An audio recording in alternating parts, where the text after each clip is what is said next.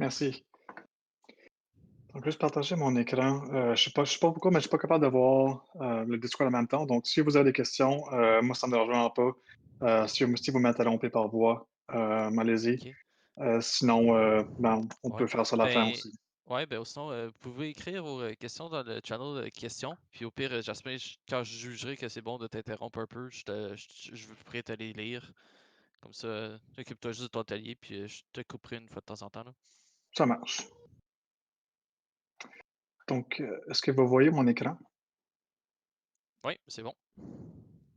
Parfait. Donc là, il y a quelques titres qui sont en anglais. La raison est parce que, dans le fond, cette présentation-là, je l'ai faite avec Bugcrowd.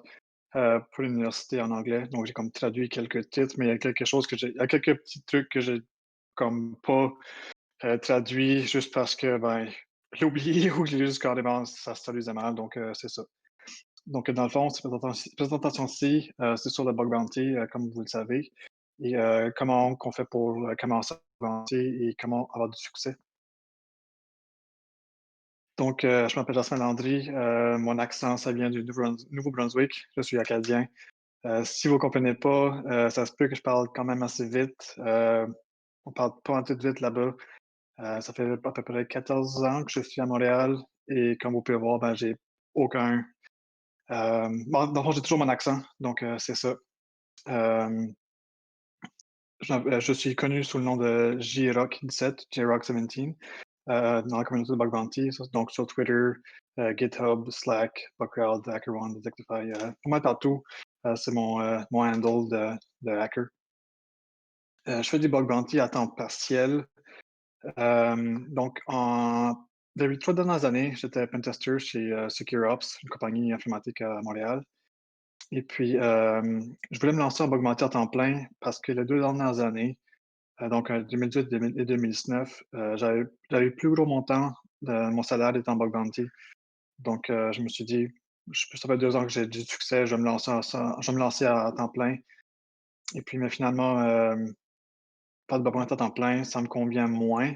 Hem, je sais pas pourquoi, c'est juste, je pense que ça fait, je dirais pas plus stressant, mais en même temps ça l'est, parce que tu as aucun contrôle sur quand tu vas être payé. Donc, avec un enfant, c'est plus difficile. Je dirais pas plus difficile, mais je veux pas prendre le risque d'avoir un mauvais mois et ne pas recevoir de paiement. Donc, avec un emploi, que j'ai pu avoir à temps partiel, donc chez Landry Associés, qui en fait a aucun rapport avec, mon nom de famille. Ça donne que le fondateur a le même nom de famille que moi. Donc là-bas, je suis un peu genre le chef d'équipe de l'équipe de pentest, que je gère les mandats, des pentesters juniors et aussi, je les aide à trouver des failles qu'ils sont pas capables d'exploiter. Donc, je suis plus comme un gars du senior chef d'équipe là-bas et en même temps chez SecureOps, quand j'ai donné ma démission, Hem, ils m'ont demandé si je pouvais faire la consultation, pendant 8 à 12 heures par semaine.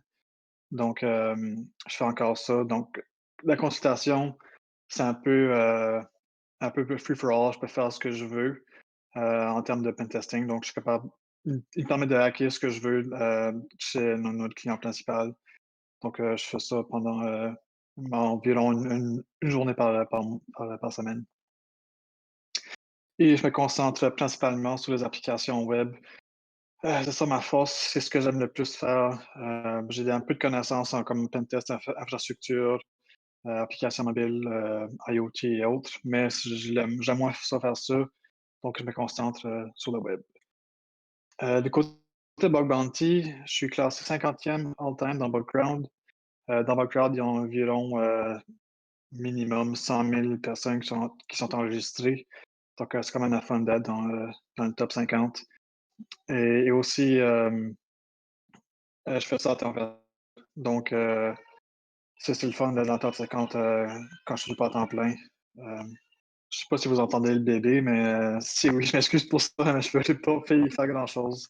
Euh, donc, c'est ça. Et puis, dans HackerOne, je suis pas classé dans le top parce que en 2018, j'ai travaillé là.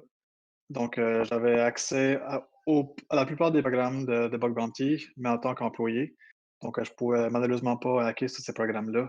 Donc, c'est pour ça que dans le fond, j'ai hacké sur Bugcrowd parce que, ben, évidemment, je pouvais hacker ce que je voulais chez Bugcrowd. Et puis, dans le fond, Excuse-moi, j'ai Jasmin, juste te oui, couper. oui. Je pense que je suis pas tout seul à avoir des problèmes à voir ton écran. Moi, je sais que ça buffer genre à l'infini. Fait que je sais pas si t'es capable de recommencer ou de. T'as juste à recommencer ton partage d'écran. Ah ouais, OK, c'est bon.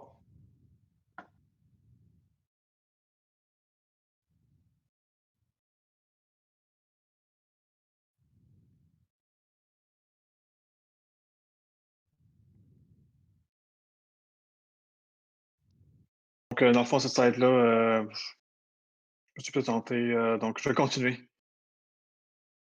Donc, l'agenda d'aujourd'hui, je vais commencer à en parler, c'est quoi le bug bounty, la différence entre un BBP ou un BDP, un programme public ou privé, c'est quoi le scope, les règlements, comment obtenir des points sur Bugcrowd. Et j'ai aussi ajouté HackerOne aujourd'hui. Euh, Ensuite, on va voir comment commencer, c'est quoi les prérequis, c'est quoi les ressources qu'on peut utiliser pour apprendre le bug bounty.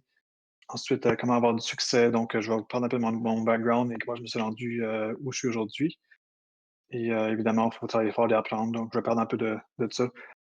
Et ensuite, on va voir ma méthodologie de comment je fais des bug bounty, comment j'approche un nouveau programme ou une nouvelle application web.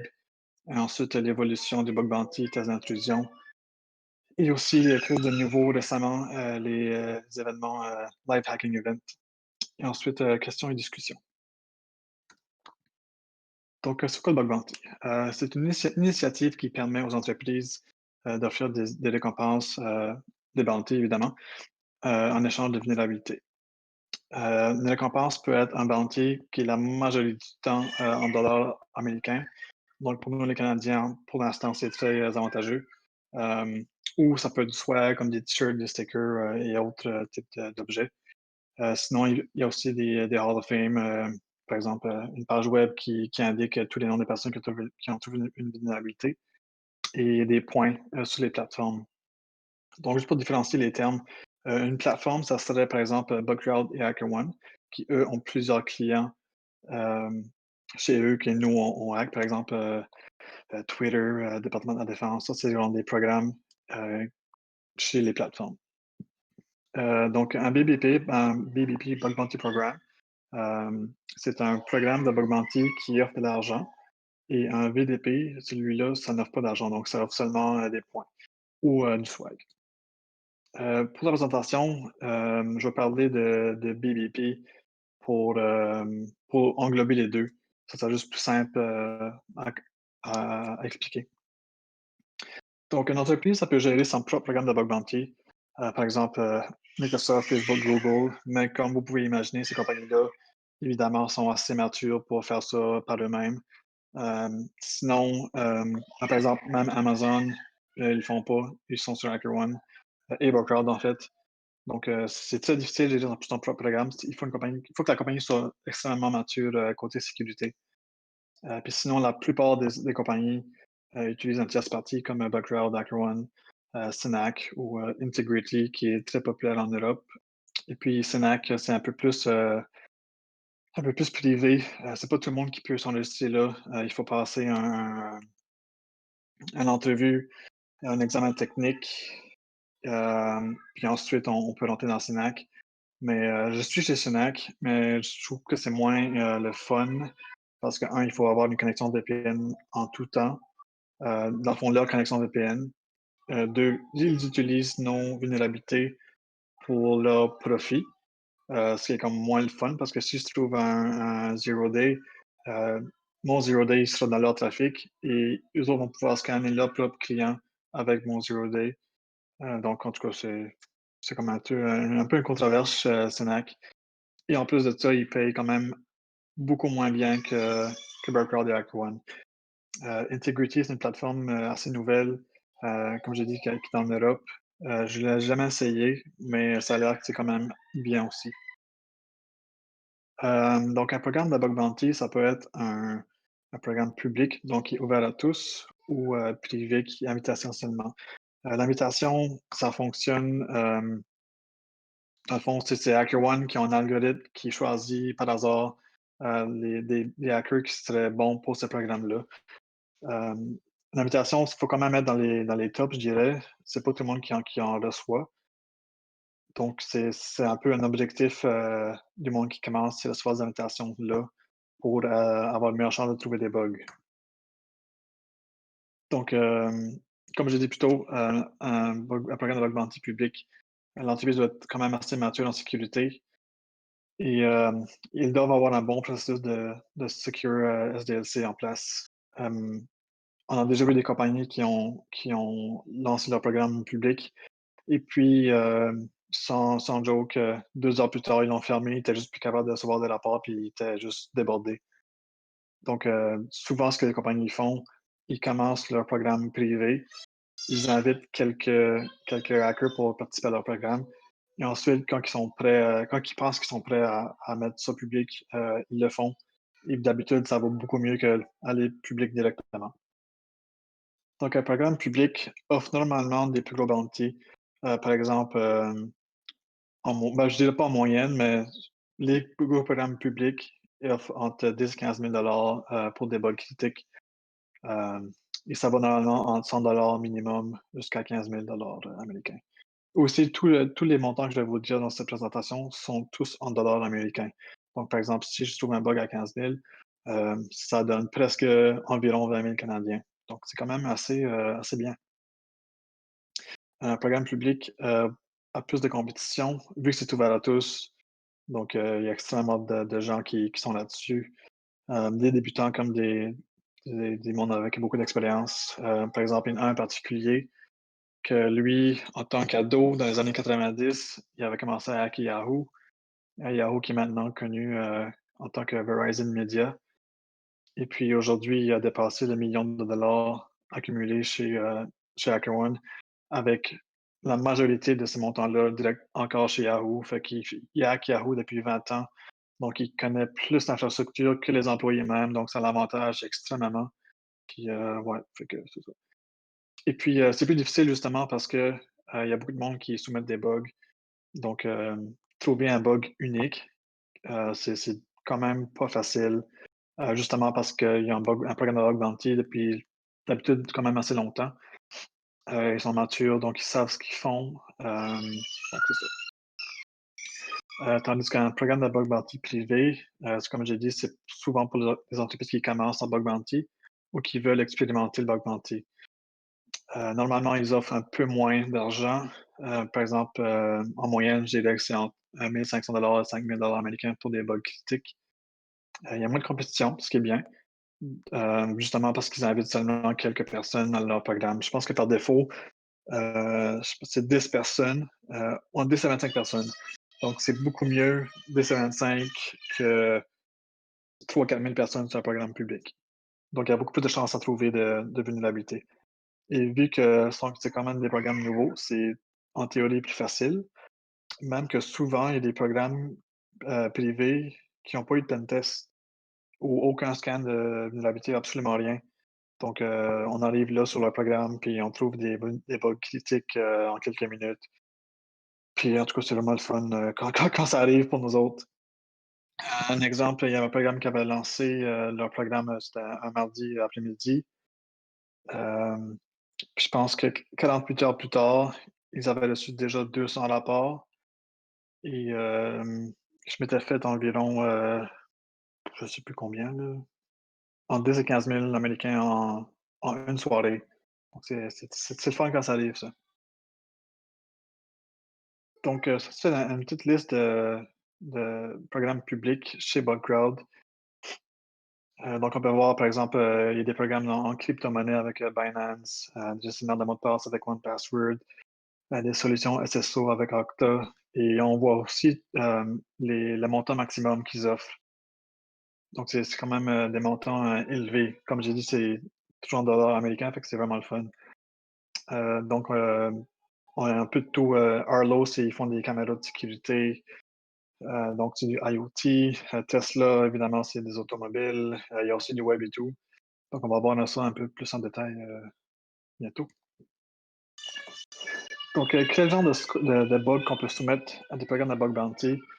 Ça dépend vraiment du scope du programme même. Le programme peut avoir des applications web, des API, des applications mobiles, iOS ou Android, les IoT, ça peut être, comme j'ai dit, des caméras de sécurité, ça peut être des montres, des routeurs, pas mal, plein de choses.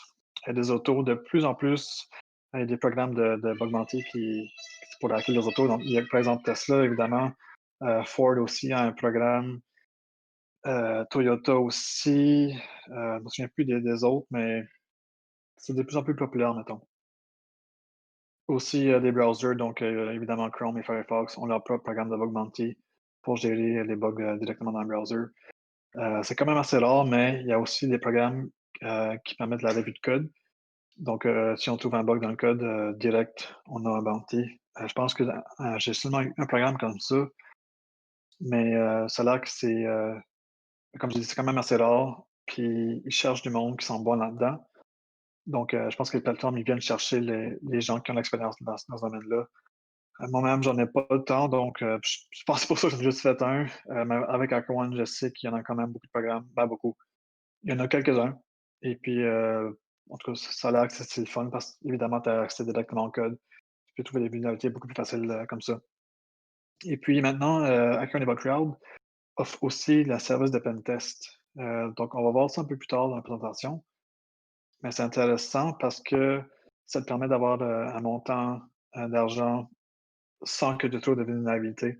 Donc, c'est un peu comme le pentest, en entreprise, mais ça fonctionne un peu différemment dans le sens que au lieu que la compagnie paye pour une compagnie pour un service de pentest, le client de Accountable Crowd, il paye les pentesters directement. Il peut choisir quel, pentester qu'il veut à partir de statistiques HackerOne et tout ça. Et ce qui est intéressant aussi, en fait, avec HackerOne, c'est que tu es payé un montant fixe et c'est tout. Mais avec Bugcrowd, ce qui est le fun, c'est que tu es payé le montant fixe plus chaque vulnérabilité unique que tu trouves. Mais ça, on appelle ça le Researcher Grant. Donc, d'habitude, c'est 5 000 pour le Researcher Grant, plus chaque vulnérabilité trouvée. Donc, on peut facilement obtenir 10 000 par, par pentest ou Researcher Grant qu'on appelle. Et normalement, c'est environ 40 heures. Donc, en une semaine, faire ce montant-là, c'est quand même vraiment bien. Et il y a aussi autre type de scope dans les plateformes. Pour pas aller dans le détail, mais il y en a d'autres. Il n'y a pas juste ça, mettons. Donc, ça, c'est un exemple de scope. Celui-ci, c'est sur ces tests-là. Donc, on peut voir, évidemment, il y a l'auto qu'on peut hacker. Si on est propriétaire d'un auto Tesla, on peut essayer de la hacker. Les sites web. Ici, il y a quelques domaines. Donc, on peut voir, c'est étoile.tesla.com. Donc, c'est tous les sous-domaines de tesla.com et quelques autres domaines qu'on peut voir. Et aussi, n'importe quel autre IP ou domaine qui ne sont pas dans le scope directement, c'est une scope du programme de Tesla. Et aussi les applications mobiles Android et iOS. Donc, Tesla, c'est un exemple de programme avec leur scope qui est extrêmement large. Il y a beaucoup de choses qui tiennent scope dans le programme. Et un programme peut aussi être extrêmement minuscule, donc il peut avoir seulement un site web. Souvent, quand une compagnie commence en bug bounty, ils font ce principe-là d'avoir un seul site web et ensuite ils augmentent tranquillement euh, le scope de leur programme. En bug bounty comme en pentest, il y a évidemment des règlements à suivre. Euh, il faut absolument lire la politique des programmes attentivement. Sinon, ben, on peut être dans le trouble. Soit il y a des trucs qu'on ne peut pas faire et il y a aussi des trucs qu'on doit faire. Par exemple, il y a quelques programmes qui nous demandent qu'on identifie notre trafic réseau. Par exemple, on peut ajouter un antenne dans nos requêtes HTTP. Ça, c'est un exemple quand même assez commun en bug bounty. Et un exemple de trucs qu'on ne peut pas faire, ben, évidemment, pas d'ingénierie sociale, pas d'attaque, DDoS. En fait, DOS, ça peut être une scope si on le fait en seulement une requête. Dans le fond, si on vise l'application avec une requête, évidemment, il y a un problème de sécurité. Mais si on le fait comme avec beaucoup de requêtes, là, c'est pas une scope. Et puis, évidemment, si on ne suit pas les règlements, on peut être dans le trouble. C'est rare que ça arrive, mais vaut mieux pas prendre le risque. Dans le fond, j'ai déjà vu quelques cas, pendant que je travaillais chez Acrowan. Il y avait quelqu'un, je me souviens plus ce qu'il avait fait exactement, mais c'était quand même assez grave. Ah oui, c'est ça. Il avait trouvé un RCE dans une application web et puis à partir de son RCE, il avait fait un scan sur un service interne, sur une base de données et puis dans son scan SQL Map, il avait utilisé, un paramètre, destructif et il avait carrément fait un drop database dans son scan. Donc, là, le programme a fini par savoir que c'était lui qui avait fait ça, mais ce gars-là était quand même connu dans ce programme-là parce qu'il était quand même bon, dans les bugs qu'il soumettait. Donc, ce qu'ils ont fait, ils l'ont banni du programme à vie, mais ça, finalement, ils ont fini par le remettre dans le programme. Mais ça, c'est autre chose. Mais dans le fond, ils l'ont banni à vie du programme, donc il avait plus le droit de soumettre de bugs dans ce programme-là, qui est quand même, je dirais, une conséquence assez légère pour ce qu'il a fait. Il aurait pu, ça aurait pu facilement être beaucoup plus grave que ça, donc il devait se compter chanceux que c'est tout ce qu'il y a eu comme conséquence. Donc, oui, c'est ça. Il faut absolument s'assurer qu'on suit les règlements, comme il faut. Ensuite, comment recevoir une invitation à un programme de bug bounty privé? Donc, il faut soumettre des bugs valides sur des programmes publics. Comme je disais plus tôt, c'est plus difficile, mais malheureusement, c'est le moyen, d'avoir des invitations parce qu'il faut monter nos preuves. Donc, il faut monter qu'on est capable de trouver des bugs dans des programmes publics. Puis ensuite, recevoir des invitations aux programmes, privés. Normalement, il y a comme quelques prérequis. Je sais que chez Bugcrowd, il faut soumettre au moins un bug, de priorité P3, donc impact moyen. Et peu importe si, on est le premier ou le 2e à soumettre le bug, ça compte. Donc c'est ça. Et puis HackerOne, je connais pas l'algorithme spécifique, mais c'est sûrement semblable. Il faut soumettre des bugs, sur des programmes publics pour recevoir de l'invitation, pour des programmes privés. Et moi, ce que j'ai fait, et je vous suggère aussi si vous voulez commencer comme ça, c'est commencer sur des programmes VDP, donc qui ne payent pas. Donc les meilleurs hackers sont pas là-dessus parce que les autres, ils font pour l'argent. Donc il y a moins de compétition et puis ça nous permet de se familiariser avec les outils en bug bounty. Donc quand j'ai commencé, je connaissais Burp Suite, mais genre, je savais que ça servait à quoi, mais je connaissais pas ça tant que ça. Ça m'a permis de le connaître approfondiment, plus approfondi et puis, avec, mais évidemment avec Burp, une fois que je connaissais plus l'outil, je savais comment mieux l'utiliser, donc ça m'a permis de trouver plus de bugs et puis, aussi, il y a d'autres outils open source, qui nous aident aussi à trouver des bugs, donc ça nous permet de se pratiquer avec ça et en même temps, en commençant là-dessus, on peut se bâtir sa propre méthodo et ça, je vous suggère fortement de le faire vous-même aussi, de bâtir votre propre méthodo. Ça nous permet dans le fond de respecter, un peu comment qu'on va chercher les bugs. Il y en a qui ils vont vraiment ça, comme ils font le hacking un peu n'importe comment et je trouve que souvent que ça marche pas parce qu'ils ont pas comme de je cherche le mot là. Ils ont pas de démarche vraiment à comment qu'ils vont faire.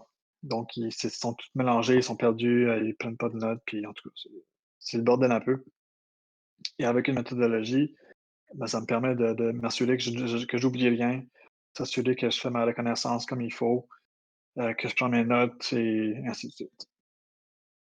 Et avec tout ça, on a plus de chances à trouver des bugs à impact élevé et critique, qui ça va nous aider énormément à recevoir des invitations à des programmes de bug bounty privés. Donc, comment fonctionne le système de pointage chez Bugcrowd? Euh, il se base sur le VRT. Je peux remonter ça vite vite.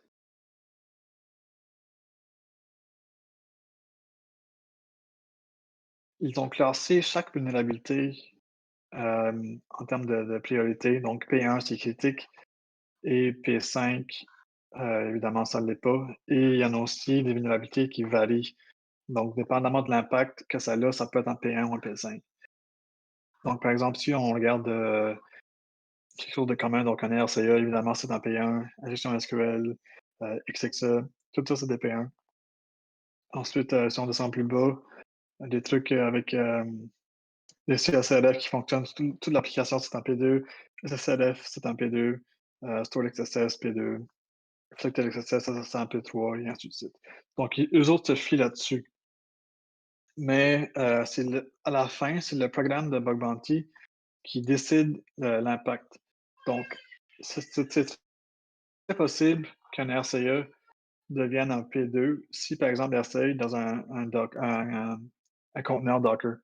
Ça m'est déjà arrivé, c'est plate quand ça arrive, mais quand on est RCE dans un conteneur, si tu ne peux pas faire grand-chose, à moins que tu sois capable d'escalader tes privilèges et sortir du conteneur. Mais normalement, ça, on n'a pas le droit de le faire parce que c'est dans les règles de Bug Bounty. On ne peut pas escalader nos privilèges sans permission. Et en tout cas, c'est plate quand ça arrive, mais c'est ça que c'est ça.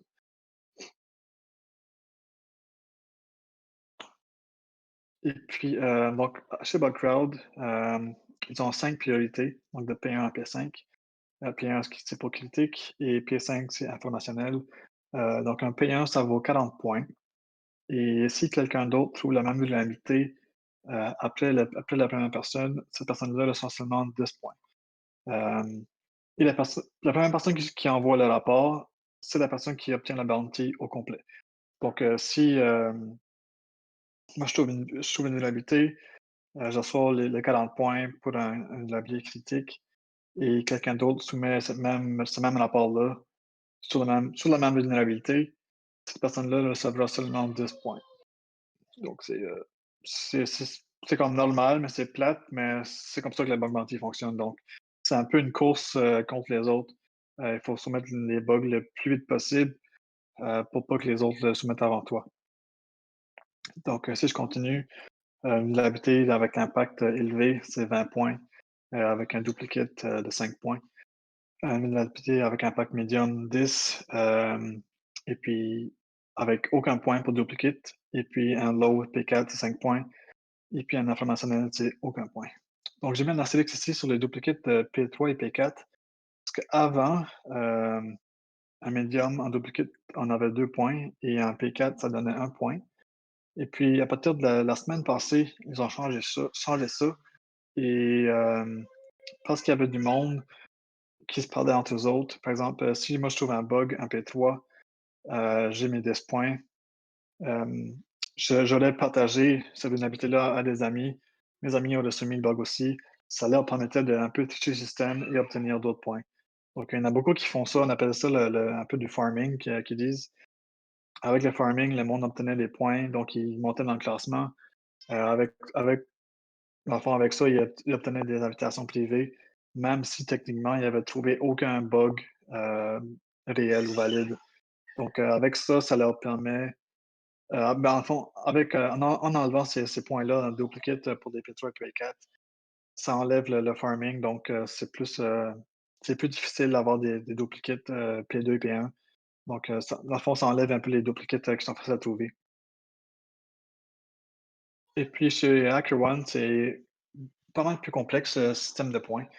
Les autres, ils ont la réputation, l'impact et le signal. La réputation, ça, c'est vraiment les points comme chez Bugcrowd.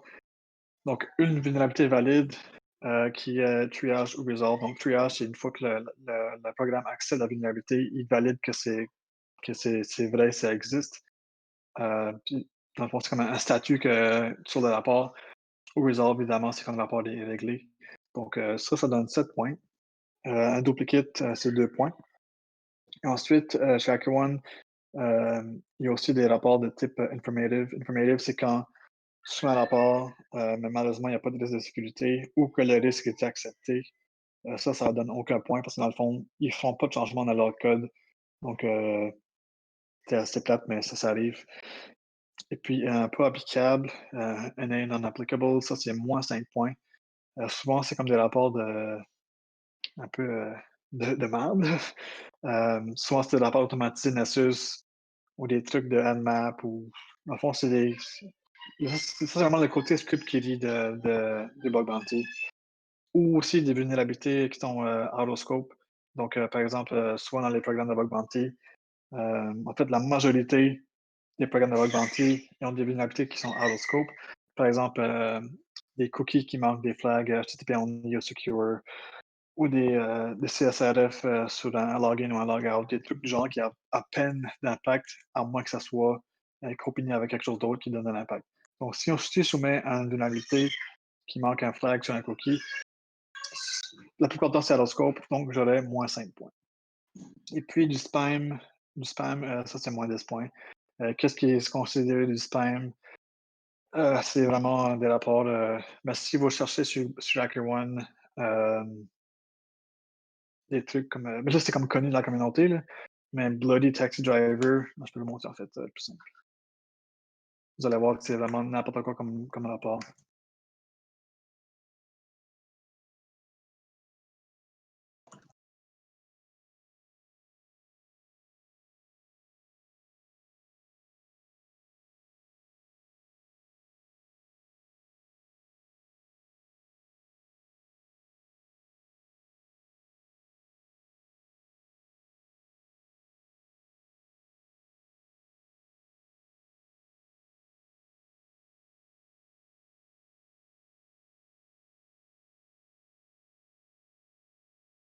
Peut-être pas. En tout cas, il y a plein de rapports qui sont vraiment mauvais. Il y a aucune vulnérabilité. Dans le fond, ils peuvent juste demander pour de l'argent et en tout cas, quand les programmes voient que c'est pas il y a aucun risque de sécurité, la personne est juste là parce qu'ils n'ont rien à faire, ils perdent de 10 points. Donc, j'ai mis un petit, emoji de caca parce que c'est comme j'avais dit, c'est vraiment un rapport de merde. Oups. Bon. Et puis, la réputation, ensuite, on a vu précédemment qu'une vulnérabilité valide, ça valait 7 points. Ensuite, HackerOne, il donne d'autres points pour le montant du bounty. Donc, si le bounty est équivalent à un bug critique, c'est 50 points. Un bug avec impact élevé, 25, medium, 15, low, 10 et autres. Des fois, les compagnies donnent des bonus sur des bugs. Donc, si, mettons, je soumets un rapport medium, j'ai 15 points, il me donne, on va dire, 1000 et qu'en plus du 1000 il me donne un bonus de 200 qui, mettons, serait équivalent à un high. Dans ce cas-là, le bonus, il ne compte pas, donc il ne donne pas de points. Souvent, ils font ça s'ils ont vraiment apprécié le rapport ou souvent, c'est comme des bonus du programme, par exemple, pour le mois d'octobre, ils donnent un certain pourcentage de plus sur le bug. Donc, souvent, ils font ça pour la publicité. Et aussi, de ce que j'ai déjà vu, qui m'est déjà arrivé, en fait, j'ai trouvé un bug qui était out of scope, mais qui avait quand même de l'impact, donc je l'ai soumis pareil. Et ils l'ont accepté. Et au lieu de me donner le bounty, qui m'allait donner des points, ils m'ont donné un bonus, donc il n'y avait pas de points. Donc, c'est des fois, faut faire attention. Là, j'ai pris la chance parce que dans le fond, je connaissais le programme, je connaissais les gens qui travaillaient là. Donc, je savais que ce bug-là, il était content de l'apprendre, même si c'était pas, ça faisait pas partie du scope. Mais il faut vraiment faire attention, comme on a vu plus tôt. Ça peut être dangereux. Ensuite, chez HackerOne, comme j'ai dit, il y a aussi l'impact. Euh, donc, la moyenne, non, l'impact, c'est la moyenne de l'application par bounty, donc il va de 0 à 50. Et le signal, ça, c'est la moyenne de la réputation par rapport. Donc, comme on a vu, un rapport de spam, c'est moins 10 points, qui va jusqu'à 7 par vulnérabilité critique. Donc, si on regarde le leaderboard de HackerOne,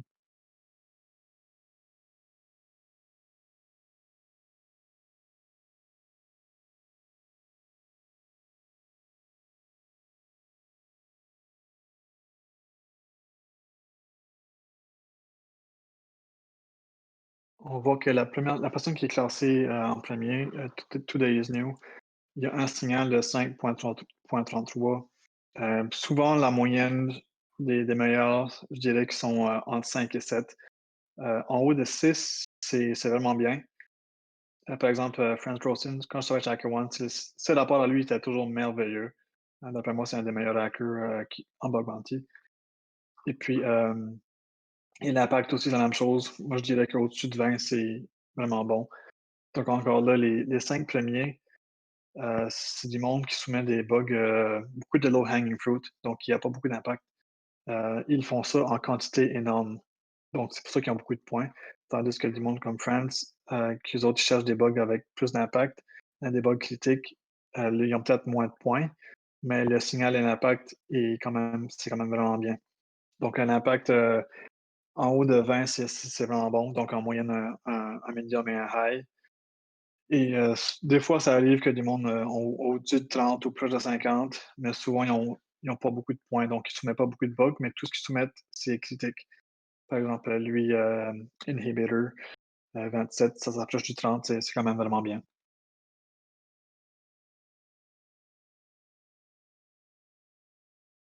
Donc, tes primes d'équipe pour commencer en bug bounty, il y en a aucun. N'importe qui peut se créer un compte et commencer à faire du bug bounty. C'est sûr qu'il faut un peu de connaissances en hacking. Par exemple, ma mère ne pourrait pas commencer à faire ça, elle serait juste pas capable. Donc évidemment, il faut des connaissances techniques, mais ça s'apprend. Donc tout s'apprend. Donc n'importe qui peut vraiment se créer un compte et commencer à faire du bug bounty. Moi, quand j'ai commencé, je m'y connaissais un peu déjà parce que j'avais un OSCP, que j'avais fait en 2016. Comme je disais plus tôt, j'ai commencé en 2017, donc j'avais déjà un peu de connaissances, mais pas beaucoup de ce qui était du côté web. Et c'est ce qui m'intéressait le plus, donc je voulais en prendre plus de ce côté-là. Donc j'ai lu le livre, Web Application Hackers Handbook, 2 fois même, et la même chose pour, Real World Bug Hunting. Celui-là, j'ai mis un petit astérisque parce que je suis dedans. Donc ce livre-là, l'auteur prend des exemples réels de bugs qui étaient trouvés en bug bounty. Il explique un peu comment la personne s'est rendue à ce point-là. Donc, dans ce livre-là, l'auteur mentionne un des bugs que j'ai trouvé il y a quelques années, en 2018. Donc, ça, celui-là est quand même bien parce que ça permet de voir des cas réels. Donc, c'est pas comme des cas en plein test ou en CTF, c'est vraiment des vrais bugs qui ont vraiment été payés pour les programmes. Donc, ça permet de voir comment les programmes ont réagi aux bugs et combien ils ont payé et comment la personne s'est rendue à trouver ce bug-là. Donc, on apprend un peu la méthode des autres, ce qui est intéressant. Sur YouTube, il y a beaucoup de monde, de plus en plus, avec la pandémie, qui sont partis un channel sur YouTube. Donc, je ne sais pas si ces noms-là vous disent quelque chose, mais il y a Stoke, Codingo, Hacklook, Farah, et ainsi de suite. Ces gens-là, ils font quelques vidéos par semaine ou par mois sur le bug bounty ou le hacking ou la sécurité en général. Et c'est quand même intéressant. Il y en a qui font du hacking live sur Twitch ou ensuite qui mettent sur YouTube où ils font des entrevues, où ils expliquent des outils. Ils font un peu de tout. Donc on peut vraiment, apprendre des autres sur YouTube. Si vous voulez, je peux vous donner les noms, plus tard dans le Discord. Évidemment, il faut beaucoup de pratique. Hem, Ce qu'il faut prendre note, c'est que le bug bounty, contrairement au pentest, le bug bounty, c'est pas mal tout le temps en prod. Donc tu fais pas de bug bounty sur de la dev ou sur du QA ou des systèmes internes. C'est tout en production, c'est tout externe. Donc normalement, c'est plus difficile. Donc il faut se pratiquer quand même pas mal. Hem, il faut genre avoir sa propre, comme je disais plus tôt, avoir sa propre méthodologie. Il faut savoir faire sa reconnaissance et ainsi de suite. Donc les plateformes qui offrent des bons services pour se pratiquer, il y a Web Security Academy. Ça, c'est fait par, Paul Swigger, qui est propriétaire de l'outil Burp Suite. D'après moi, c'est le meilleur service, pour se pratiquer. Il y a beaucoup de types de vulnérabilités et puis aussi, il y a beaucoup de niveaux. Donc, par exemple, le XSS, c'est un niveau débutant jusqu'au niveau avancé que même moi, il y en a que j'ai pas été capable de faire. Donc, c'est quand même, intéressant comme plateforme et en plus de ça, c'est gratuit. Et il y a aussi Pentester Lab, je sais pas si vous connaissez ça, c'est peut-être un peu plus connu. C'est malheureusement pas un service, gratuit, mais je pense qu'ils ont des forfaits pour les étudiants. Je l'avais acheté il y a quelques années, j'avais encore mon courriel de Poly, fait que j'en ai profité et c'était 35 pour 3 mois, donc c'est pas si pire. Et puis, j'avais quand même appris beaucoup aussi, quand j'avais commencé à hacker en 2017. C'était un bon service, ça l'est encore et aussi c'est quand même, c'est un bon service aussi. Il y a aussi Hack the Box et Try Hack Me qui sont plus euh, du type mettons, OSCP. Donc, c'est vraiment plus le côté hacker une machine, un peu comme la CTF, dans le sens, il y a un flag, il faut trouver le flag dans la machine. Donc, il faut juste trouver comment rentrer dans la machine et ainsi de suite. Ainsi de suite. Try Hack Me, je pense que les autres ont un nouveau service. Je ne me souviens plus du nom, mais tu peux carrément compétitionner avec les autres. Ça devient comme une course. Et puis, tu essaies même d'empêcher l'autre de se rendre là. Donc, c'est quand même intéressant. Et puis, évidemment, il y a le CTF que je suggère aussi. Le CTF, j'en ai fait quelques-uns quand j'ai commencé. Je trouvais ça un peu difficile parce que, pas difficile, mais j'aimais moins ça, mettons. Parce que souvent, c'était des cas qui sont pas toujours réalistes. Donc, en Bounty, c'est des cas, évidemment, c'est en production. Donc, je dirais pas, évidemment, c'est réaliste. Mais en CTF, c'est comme des cas loufoques que tu verras jamais en plein test en bug bounty. Donc, peut-être un peu pour ça que j'aime moins ça, mais c'est pas mauvais non plus. Évidemment, c'est bon pour la créativité, euh, apprendre de nouvelles choses, améliorer ses skills techniques. Et, ouais, c'est pas mauvais de CTF, mais pour moi, personnellement, c'est pas ce que j'aime le plus faire. Et puis, il y a aussi des ressources en ligne, Background University. Eux autres, ils font des vidéos euh, sur des vulnérabilités, par exemple, des XSS, IDOR, un peu de chaque vulnérabilité. Et moi-même, j'ai fait une vidéo sur Burp Suite. Donc, j'ai donné un petit training de Burp Suite, mais surtout du côté tricks and tips, tips and tricks. Donc, je donne des petits conseils dans Burp Suite pour comment l'utiliser le mieux possible et pour aussi automatiser quelques petits trucs. Et puis, HackerOne, ils ont un Hacker 101 qui est aussi une plateforme de CTF. Euh, mais vu que c'est fait par HackerOne, c'est beaucoup plus réaliste. Ils prennent des cas qu'ils ont vus à Bug Bounty et ils l'implantent en CTF. Donc, la même chose, évidemment, il faut trouver le flag. Et puis, ce qui est le fun aussi de Hacker 101, c'est que quand tu trouves les flags du CTF, ça te donne des points. Et avec ces points-là, il t'envoie des invitations à des programmes privés. Donc, c'est aussi une bonne manière de commencer à recevoir des programmes privés. Et puis, ils font aussi des vidéos, un peu comme Bugcrowd, sur chaque vulnérabilité. Mais évidemment, il y a beaucoup de web. En bug bounty, c'est pas mal, je dirais, à 90% c'est du web. Donc, ils se concentrent beaucoup là-dessus. Des suggestions pour comment commencer, savoir coder.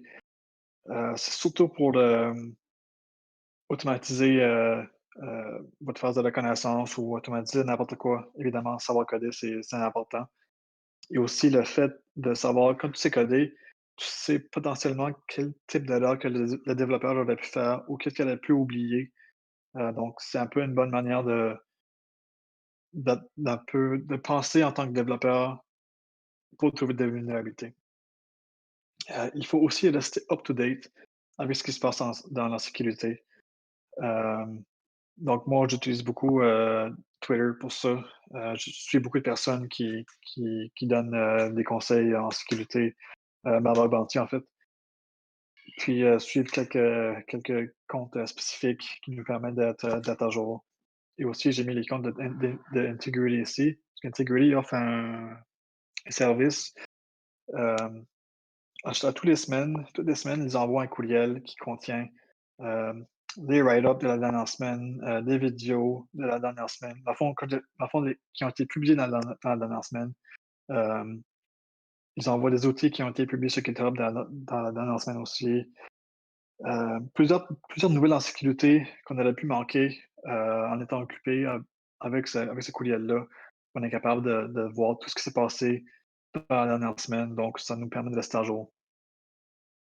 Euh, c'est aussi important d'automatiser le plus possible, comme j'ai dit plus tôt. Ça permet de nous concentrer sur le côté hacking, donc le côté plus technique. Donc, ça nous permet de se concentrer sur, dans le fond, trouver des bugs à impact élevé et critique. Donc, avec l'automatisation, on peut essayer de trouver les bugs, les low-hanging fruit, les moins importants. Donc, c'est ça. Et aussi la phase de reconnaissance, aussi qui est très important à automatiser, parce qu'on perd beaucoup de temps là-dessus, le bug bounty, le monde en bug bounty.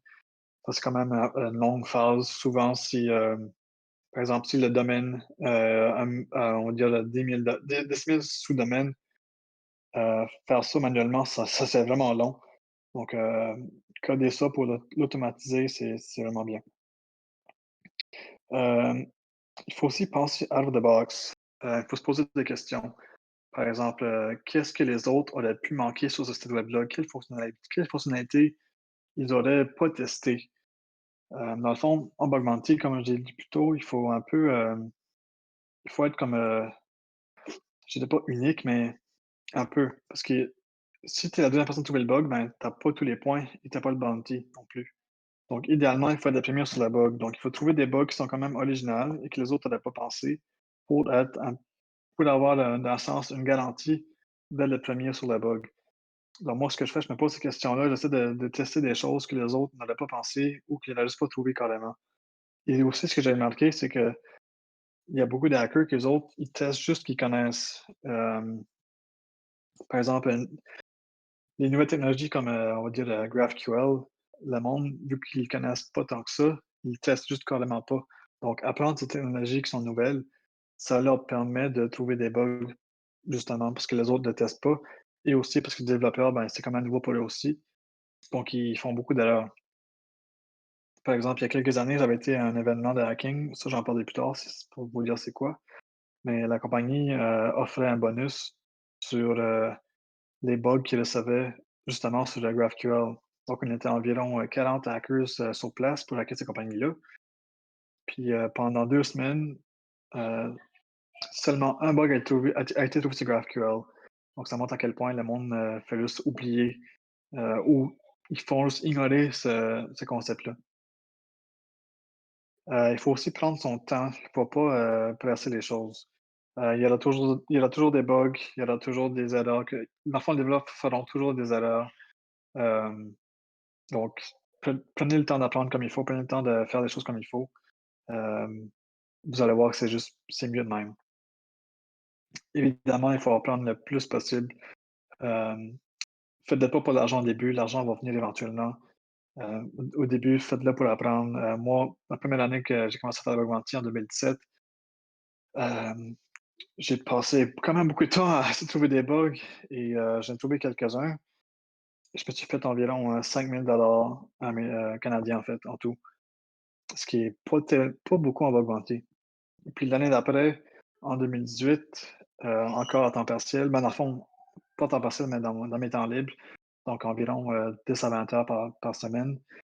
Hem, j'ai quand même eu beaucoup de succès. Je pense que je me suis fait, 110 000 américains, donc quand même un gros jump de l'année précédente. Donc tout le temps que j'ai passé à apprendre en 2017, ben, ça a porté fruit en 2018 parce que, ben, évidemment, j'ai eu du succès et ensuite, évidemment, il faut faire ça si on aime ça. Si on n'aime pas ça, ben, ça va être plate, on aura peu de succès, on va être démotivé. Donc, c'est peut-être juste pas pour vous si vous aimez pas faire ça. Donc évidemment, il faut avoir du plaisir quand on hack. Donc un peu de mon background, à moi pour remonter un peu comment je me suis rendu jusqu'ici. Donc, j'ai travaillé comme sysadmin pendant 5 ans. J'étais surtout spécialisé en réseau, donc Cisco et virtualisation VMware. J'avais quelques certifications dans le domaine, donc en Cisco, en VMware, en Microsoft, Linux, j'en avais quand même une dizaine. Hem, mais éventuellement, je trouvais que c'était un peu plate. C'était quand même répétitif d'un sens, même si ça l'était pas tellement. Hem, j'aimais quand même c'était bien, j'aimais ça, mais je me voyais pas faire ça à toute ma vie. Donc j'ai regardé un peu la sécurité.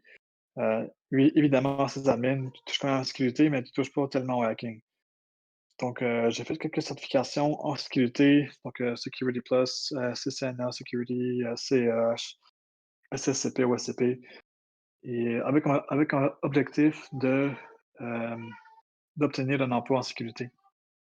C'était quand même pas facile parce qu'en sécurité, c'est un peu, considéré une spécialisation en informatique. Donc souvent, ils demandent de l'expérience.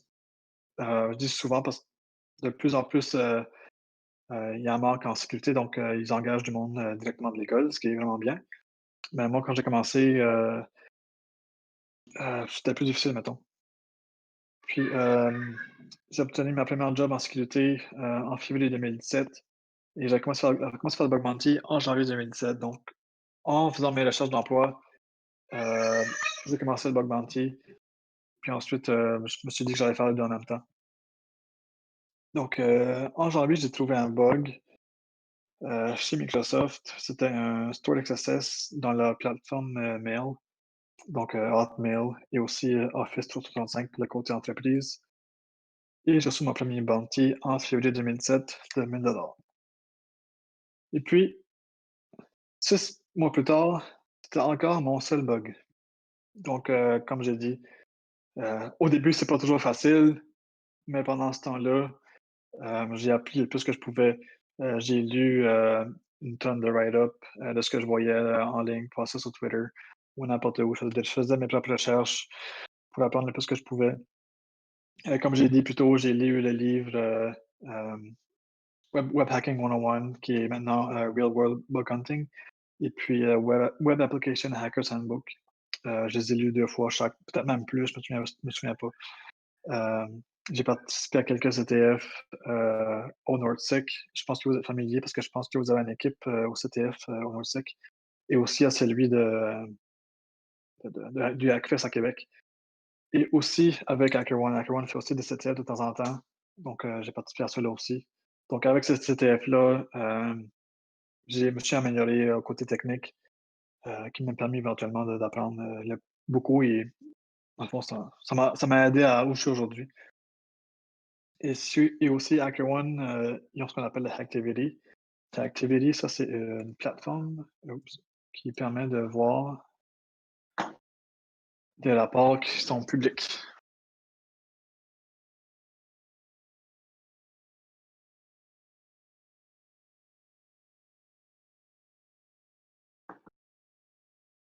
Je n'en pogné un qui est intéressant. Par exemple, celui-ci, chez HackerOne, c'est un exemple de rapport. On voit combien que la personne a eu comme argent. On voit carrément des rapports de la personne, donc ça permet d'apprendre encore plus sur le bug bounty, avec des cas réels. Donc il y a une tonne de bugs qui sont publics, accessibles à tous, comme on peut voir ici.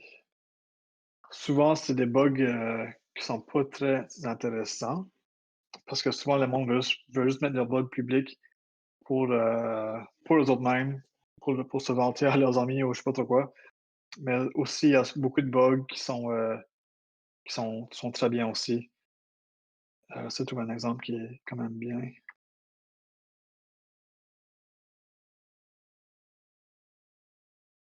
Ça, c'est un bon rapport. Donc, je sais pas si vous connaissez la plateforme, Shopify, mais cette personne-là, Francis Baudouin, a trouvé un bug, qui lui permet de prendre le contrôle d'un compte d'un autre, utilisateur de Shopify et ça lui a donné, ben, 2 000 $ américains. Donc, en tout cas, ça permet de voir comment cette personne s'est rendue là, comment ils ont trouvé le bug, donc c'est quand même vraiment bien pour apprendre. Et comme j'ai dit plus tôt, j'ai passé beaucoup de temps sur Twitter. Twitter, je trouve que c'est une excellente plateforme pour apprendre et la plupart des hackers sont là-dessus. Il y a quelques hashtags, qui sont connus comme Bug Bounty Tips, c'est des conseils en bug bounty. Souvent, c'est pas trop des conseils intéressants, mais ça vaut la peine de regarder pareil parce qu'il y a quand même des conseils qui sont vraiment bien. Et puis évidemment, j'ai travaillé fort, j'ai appris le plus possible. Je lisais les livres, avant de me coucher, dans le métro pour aller au travail. Donc, je passais beaucoup de temps à apprendre, donc c'était beaucoup d'efforts. Et puis, comment avoir du succès? Il y a techniquement 4 moyens. Il faut être rapide, avec l'automatisation. Comme je dis plutôt, il faut être un peu unique, penser, out of the box. Il faut de l'expérience et il faut aussi être chanceux. Souvent la chance, c'est quand même quelque chose qui est important parce que Je vais vous dire un exemple plus tard, là. Mais en 8 minutes, j'avais trouvé un bug critique et c'était un bug qui existait depuis longtemps, qui était accessible à tous, mais personne n'avait jamais pensé à ça. Donc, il y a un peu de chance là-dedans parce que, dans le fond, c'est quand même quelque chose de facile à trouver, que le monde n'a juste pas regardé parce ils se sont dit: «C'est sûr qu'il y a lien là». Donc, il faut avoir un peu de chance de ce côté-là. Dans le fond, je vais l'expliquer tout de suite. Hem, C'était une injection, server-side template injection, qui me permettait d'avoir un RCE, sur notre site web et puis le paramètre d'injection, c'était la recherche, donc le search field. Donc, en mettant mon payload dans la recherche, ça me donnait le RCE. Donc c'est quelque chose de quand même assez simple, hem, à tester. Puis je sais pas pourquoi personne n'avait juste jamais trouvé. Donc, c'est ça. Et puis, comme j'ai dit, il faut automatiser le plus possible, regarder pour les low hanging fruit. Il faut être proactif, il faut trouver des bugs pendant que tu dors et que tu manges, comme le fait Today's New. Juste un instant. Donc petite anecdote sur lui. C'est un gars de l'Ontario. Lui, il a automatisé, je vous dirais sans joke, pas mal toute sa vie. Il y a des alertes, il y a pas des alertes, mais il a configuré un genre de robot, heu, qui lui oblige à prendre des breaks. En tout cas, il est connu pour tout automatiser. Puis j'étais avec lui à un moment donné en Argentine, avec un événement de Crowd. Puis pendant qu'on mangeait ensemble, son application, son automatisation avait trouvé un bug et avait soumis le bug. Donc c'était quand même intéressant de voir à quel point il avait automatisé le tout. Et puis la soirée pendant qu'on était au bar à prendre une bière ensemble, heu, pour de la part qu'il avait soumis automatiquement, il avait été payé. Donc pendant qu'il mangeait, pendant qu'il faisait autre chose pendant la journée, sa plateforme, son site web qu'il avait automatisé, a trouvé un bug, il l'a soumis et dans le fond, il a eu son argent la journée même, donc c'est quand même, c'est très bien. Moi-même, j'ai bâti mon propre site web qui fait la même chose. Heu, c'est un peu long, donc s'il y a quelqu'un qui veut m'aider, ça me dérangeait aucunement. Hem, donc en tout cas, c'est bon. Il y a beaucoup de monde qui commence à faire ça parce que justement, ça leur prend beaucoup de temps avec la force de la connaissance. Donc, lui, par exemple, ce qu'il cherche, il fait, hem, du scan du brute force de sous-domaines, donc essayer d'identifier le plus de sous-domaines possible, et ensuite des sous-domaines takeover. Il cherche pour des vulnérabilités qui sont connues. Hem, il fait du brute force de dossiers. Il fait quand même pas mal de choses dans sa plateforme d'automatisation. Puis, ouais, puis drôlement, il fait ça en VB6. Je sais pas pourquoi, mais, ça marche pour lui, donc, tant mieux pour lui. Puis, ce gars-là, il est classé numéro un sur le bugcrowd et HackerOne, donc ça montre à quel point il a tout automatisé. Puis, même qu'il paye plus par mois, pour ses serveurs que certaines compagnies. Il paye 7 000 par mois lui-même de ses poches pour ses serveurs d'automatisation.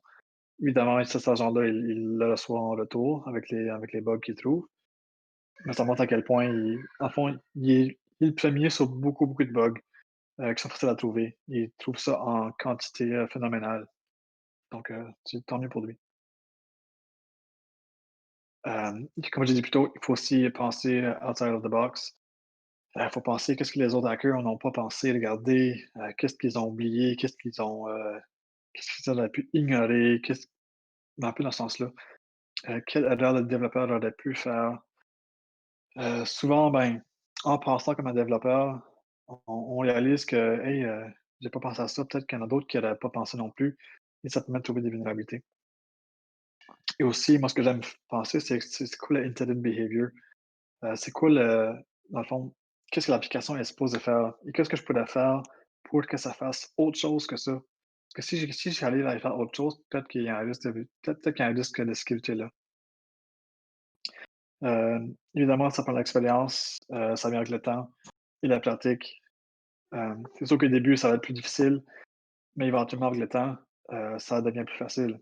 Comme je vous l'ai dit tantôt, en 2017, c'était quand même, pas facile, mais en 2018, j'ai eu beaucoup de succès. J'ai eu un petit salaire de 6 chiffres seulement en bug bounty dans mes temps libres. Et puis, évidemment, avec l'expérience, on commence à remarquer certains patterns, sur les applications web et aussi commence à apprendre certains frameworks, et leurs vulnérabilités communes, les mauvaises configurations et ainsi de suite. Avec tout ça, s on améliore nos chances à trouver des bugs et évidemment, il faut de la chance. Comme je disais plus tôt, c'est pas pour tout le monde malheureusement. Le bug bounty, ça peut être quand même stressant si on fait ça à temps plein ou démotivant si on fait ça à temps partiel. Comme j'ai dit plus tôt, on peut avoir des phases, plus difficiles. Par exemple, j'ai des amis qui ont pas trouvé de bug pendant 2 mois, ils font ça à temps plein, ils commencent à être stressés parce qu'il faut qu'ils doivent payer la facture, doivent payer leur loyer, tout ça. Donc c'est quand même un domaine stressant parce que tu contrôles pas ce quand tu vas être payé. Donc on peut soumettre, 10 bugs, dans une journée, mais la compagnie, c'est toi qui décides c'est quand ils payent. Donc ils pourraient ne payer que dans 2 ou 3 mois. Donc si on fait ça à temps plein, il faut avoir un bon lousse, d'argent au cas où qu'on a une mauvaise phase, on a une mauvaise passe, puis, on trouve pas de bug pendant un certain temps. Et aussi, ben, il faut être un peu confiant en soi qu'on va être capable de trouver des bugs si on fait ça en temps plein. Donc, je dirais qu'il y a les qualités qui sont requises pour ça. Évidemment, il faut être persévérant, il faut, continuer à chercher. C'est pas comme un CTF. Un CTF, on sait qu'il y a quelque chose là, on sait qu'il y a un flag, donc on sait qu'il y a moyen de se trouver une vulnérabilité. Mais en bug bounty, on ne le sait juste pas. Donc, il faut juste persévérer, il faut essayer de trouver des bugs. Hem, donc c'est vraiment important la persévérance en bug bounty. Je dirais aussi qu'il faut être curieux. Il faut être, curieux de savoir comment les choses fonctionnent pour ensuite être capable de les briser. Donc quelque chose qui est connu en bug bounty, c'est qu'on se dit, «build and break». Donc si on sait comment quelque chose est bâti, on va être capable de mieux le briser. Donc c'est un peu le concept un peu comme penser comme un développeur. Donc il faut être un peu curieux de ce sens-là. Il faut être capable de gérer son stress, comme j'ai dit. Bug bounty, c'est vraiment, je dirais, stressant et aussi, le côté adrénaline. Par exemple, mon premier bug, d'une valeur de 5 chiffres, je pense que c'était 15 000. J'étais tellement comme content, excité, je shakeais. Il fallait que j'aille prendre une marche dehors parce que j'étais ben trop content. J'étais genre j'en revenais juste pas. Ça c'est le côté bon, mais il y a le côté stressant que, écoute, j'ai pas trouvé de bug pendant 2 3 semaines, même si je faisais ça à 20 heures par semaine. Donc j'ai fait passer 40 heures, 60 heures, puis j'ai trouvé aucun bug. Là, tu sais, tu deviens stressé, tu commences à avoir des doutes en toi, tu es démotivé. C'est là que c'est un peu plus dangereux et il faut avoir confiance en soi, comme j'ai dit plus tôt. Hem, il faut avoir confiance en ses skills, il faut être confiant qu'on va trouver quelque chose. Moi, ce que j'aime faire, c'est me donner un petit challenge. Par exemple, Facebook, c'est quand même très sécuritaire. C'est pas facile de trouver des bugs sur Facebook. J'en ai trouvé quelques-uns, mais en tout cas, c'est vraiment pas facile. Moi, ce que j'aime faire, c'est me donner un challenge, par exemple, passer une semaine sur Facebook, puis je trouve, par exemple, j'essaie de trouver un bug. Donc, je me dis: «Si je trouve un bug, ça va me donner la confiance en moi et je pourrais continuer ailleurs». Donc ça peut être dans ce sens-là, que je me donne un petit challenge, pour essayer d'améliorer ma confiance. Et évidemment, il faut faire attention au burn-out, surtout si on fait ça, ben, à temps plein et dans ses temps libres. À temps plein, il y a des monde qui font 60 heures par semaine, 80 heures par semaine, juste parce qu'ils veulent s'assurer de trouver assez de bugs pour avoir assez d'argent pour payer leur facture. Mais c'est très dangereux parce que, bien évidemment, c'est énormément d'heures devant un écran. Tu passes moins de temps avec ta famille, avec tes amis, tu passes moins de temps à faire de l'activité physique. Donc ce qui vient avec ça, c'est le burn-out et la dépression. La dépression, ben, ça arrive, surtout en informatique, c'est quand même connu. Il y a beaucoup de monde en sécurité qui sont en dépression parce qu'ils sont juste plus capables du domaine tout court. Donc c'est bon de prendre des breaks de temps en temps. Justement, tous les SNI, comme je disais tantôt, il y a comme ça son automatisation, il est même obligé de lui prendre des breaks. Donc à tous les heures, heu, son ordinateur se lock pendant, je pense que c'est 15-20 minutes, puis ça lui permet même pas de rentrer dans son ordinateur, donc il est vraiment obligé. Donc pendant ce temps-là, ben, il va prendre une marche dehors ou quelque chose de genre. Donc c'est vraiment important de prendre des breaks, en bug bounty. Mais dans le fond, ça s'applique pour la vie en général. Heu, Juste pas travailler trop dehors et pour éviter le burn-out et la dépression.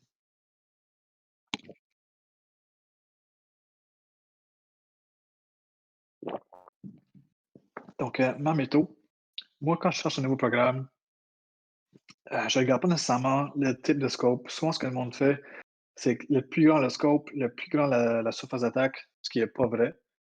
Mais moi, j'aime pas ça. J'aime plus me concentrer sur les petits scopes. Par exemple, un programme qui a 5 applications web et un API. Souvent, ces applications web-là, quand ils sont plus petits, hem, ils interagissent entre eux autres. Donc, c'est comme on peut mieux comprendre la logique, des applications web et de l'API, par exemple. Et moi, c'est ce que j'aime le plus faire. Donc, c'est vraiment, en considérant ça, je fais ma méthodologie en conséquence. Et aussi, j'aime les applications avec beaucoup de fonctionnalités et avec, des role-based access control. Par exemple, Facebook, il y a énormément de fonctionnalités. Donc, c'est un site web, que j'aime, mais que j'aime pas tant parce que c'est quand même difficile. Et avec du RBAC, dans le fond, avec beaucoup de types d'accès d'utilisateurs. Par exemple, un utilisateur admin, un utilisateur avec, des privilèges de write, un privilège de read. Donc plusieurs types d'utilisateurs qui me permettent de tester, hem, entre chaque utilisateur. Évidemment, je cherche un programme qui paye bien et qui triage et résolve rapidement. Donc, d'habitude, quand qui sont rapides, ils payent aussi plus rapidement. Par exemple, un programme qui est connu pour être lent, AT&T, eux autres, ils prennent environ 3-4 mois avant de payer, ce qui est quand même plate. Tandis que des programmes comme Shopify, les autres, ils payent un montant minimum, la journée même ou dans les 24 heures qui suivent, et puis ils payent le reste, environ une semaine plus tard. Donc c'est vraiment plus, un programme que le monde recherche.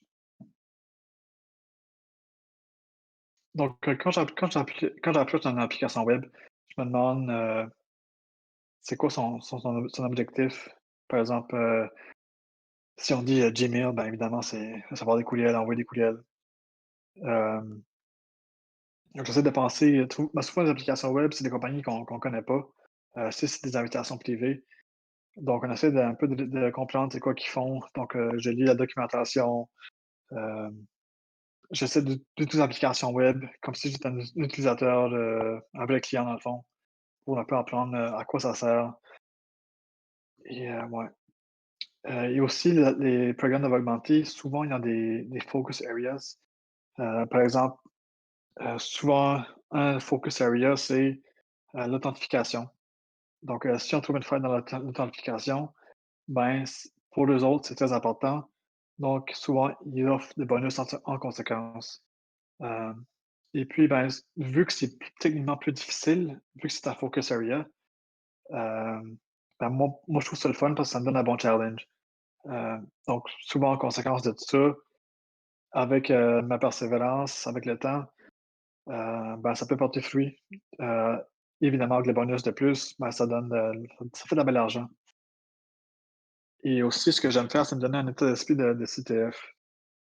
J'ai créé mon propre flag. Par exemple, si l'application web, dans le fond, si pour la compagnie, heu, le PII, c'est important pour eux autres, ben, moi, ce que je me dis, c'est si tu ouvres le PII, ben, je vais avoir un bon bug, ça va être, important pour eux autres, donc j'aurai un bon bounty. Donc mon flag, ça serait de leak des données de quelqu'un d'autre. Donc j'essaie de faire tout ce qu'il faut pour trouver le flag. Et à partir de là, ben, je commence à hacker. Donc ici, on rentre un peu dans les détails de la force de la connaissance. La connaissance, évidemment, c'est très important. Hem, il faut essayer d'accumuler le plus d'informations possible pour mieux comprendre notre target. Moi, ce que j'aime faire, c'est identifier les technologies et les librairies qui sont utilisées. Personnellement, pour ça, j'utilise, Wappalyzer, et ou, BuiltWith. C'est une extension de browser qui permet de voir ce qui est installé. Dans le fond, ce qui est utilisé sur le site web. Donc, ça te dit si c'est en PHP ou si c'est Ruby on Rails ou en Java ou ça dit pas mal tout. Donc, ça, j'ai automatisé ça de mon côté. Donc, quand je fais ma phase de reconnaissance, par exemple, sur un domaine avec des centaines de sous-domaines, ben, ça m'indique chaque site web, ce qui est utilisé comme technologie. Et aussi, des fois, ces outils-là comme Appleizer, ils ne détectent pas nécessairement tout. Donc, c'est quand même important de regarder les trucs manuellement. Souvent, dans entêtes HTTP, tu as de l'information qui n'est pas détectée. Par exemple, s'il y a un reverse proxy qui est utilisé ou un WAF, quelque chose de ce genre, euh, ben ça va te le dire dans les entêtes HTTP dans la réponse. Et aussi, un petit truc qui est bien, c'est si tu n'arrives pas à savoir, par exemple, mettons que j'ai une injection SQL potentielle, mais que je ne sais pas ce qui est utilisé, je ne sais pas si c'est MySQL, je ne sais pas si c'est du Postgres, je ne sais pas si c'est du MS SQL. Mais en regardant les offres d'emploi de la compagnie, souvent, ils le disent. Ce qui est utilisé, par exemple, dans les postes de développeurs, ils vont dire, ou de sysadmin ou peu importe, ils vont dire que du MySQL, c'est important comme prérequis ou quelle technologie qui est utilisée ou ça peut aider. Et aussi, ce que je fais, je regarde les profils LinkedIn des employés de ces compagnies-là, j'identifie les programmeurs et j'essaie d'identifier leur compte GitHub. J'ai déjà trouvé un bug comme ça. Hem, J'avais trouvé, je pense que c'était un jeton, de Slack. Donc j'étais capable de rentrer dans le site de la compagnie. Ça, c'est un bug aucun rapport avec l'application web, mais c'était quand même le fun à trouver. Donc j'étais capable d'envoyer des messages à n'importe qui de la compagnie avec ce jeton-là. Et aussi, j'étais capable de modifier quelques petits trucs, dans leur Jenkins. Donc, souvent, avec le GitHub de leurs employés, on obtient plus, d'informations sur les technologies qui sont utilisées. Souvent, il y a des repos qui sont faits pour eux autres, heu, avec des scripts personnels ou puis ainsi de suite. C'est quand même intéressant de voir, ce qu'ils font. Et évidemment, ils mettent quand même assez souvent des secrets, sans le savoir. Par exemple, dans leur commit history, ils ont enlevé le token du GitHub, mais le token existe toujours dans le commit history et ils n'ont pas changé ce token-là. Donc ce token-là, il est toujours valide. Donc c'est le fun à trouver des bugs de ce genre-là. Oups. Donc j'essaie aussi d'identifier le plus d'endpoints possible. Donc je fais des recherches dans GitHub, des Google Docs qui me permettent d'essayer de trouver des endpoints, Wayback Machine et aussi je fais du brute force. Ben, c'est pas vraiment du brute, c'est plus comme du, attaque à dictionnaire avec des word lists. Ça permet d'identifier des trucs, je dirais pas cachés, mais qui est pas directement, qu'on peut pas accéder directement. Et aussi, ben, évidemment, il faut prendre des notes, s'assurer qu'on n'oublie rien ou qu'on teste tout comme il faut. Donc moi, je prends note des rôles d'utilisateurs. J'ai déjà trouvé un bug, qui avait un endpoint API qui me permettait de lister les types de rôles. Mais dans l'application web, il y avait seulement, 3 rôles. Il y avait comme, admin non, il y avait super admin, admin et un autre type. Heu et et une des fonctionnalités, c'était demander, à l'admin d'élever nos propres privilèges. Donc on faisait comme un genre de soumission, plus une requête à l'admin qui nous donne accès à certains trucs. Mais, j'étais capable de spoofer, le rôle, donc j'étais capable de me donner accès, dans un sens, à un rôle avec plus de privilèges que l'admin pense. Du truc de genre, savoir quel type de rôle existe, ça peut aider. Et aussi les intégrations, de tierces parties. Par exemple, souvent, il y a comme des webhooks qui permettent de faire des calls à des API externes. Justement avec Slack, Jira, c'est quelque chose de quand même assez commun. Des trucs de notification, en tout cas, je sais rien en tête en ce moment, mais souvent, il y a des intégrations avec de tierces parties. Puis l'objectif de cette phase-là de reconnaissance, c'est d'augmenter la surface d'attaque, mettre les morceaux en place pour mieux comprendre l'application, en comprenant l'application comme il faut, on est capable de trouver plus de bugs.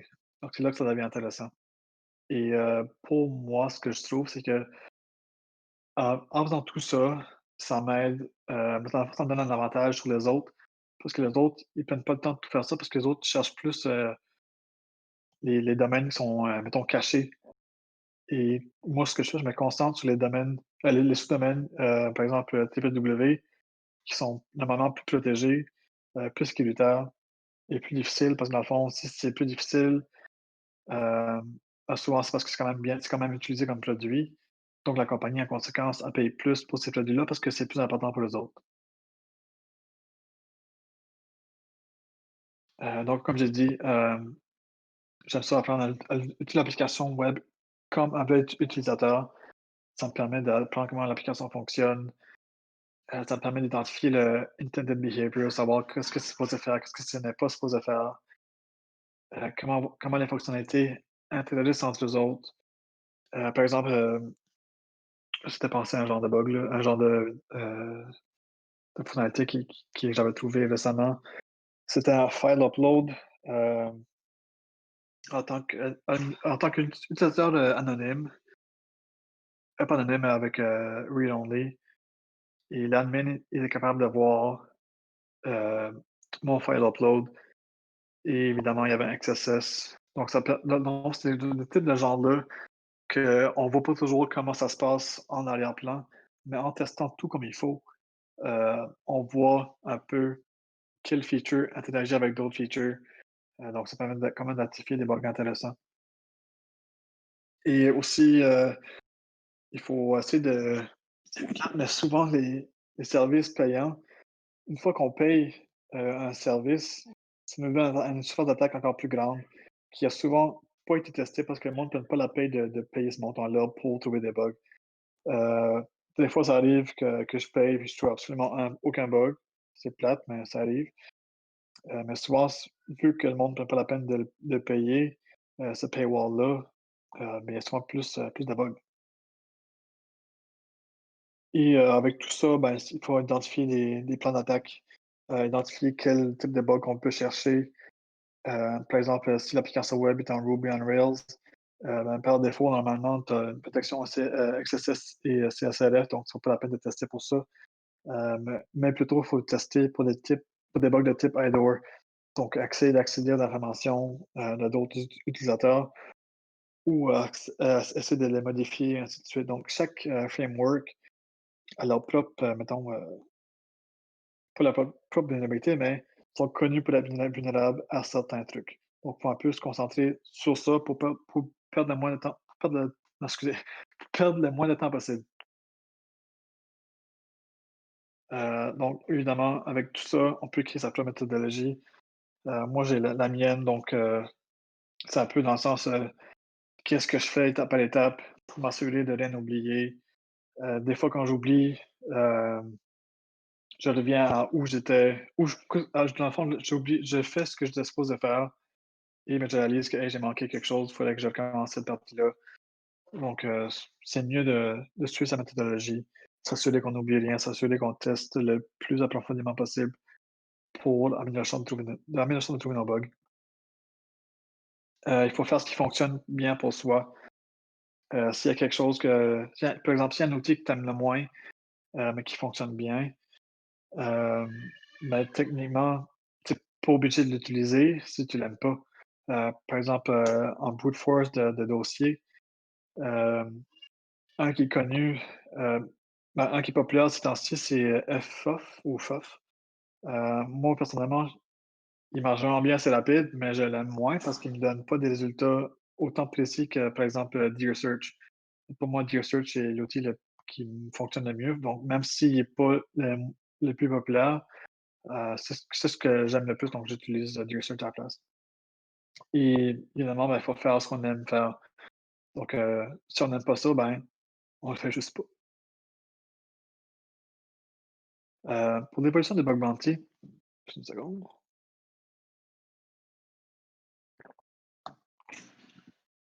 ça évolue quand même très rapidement.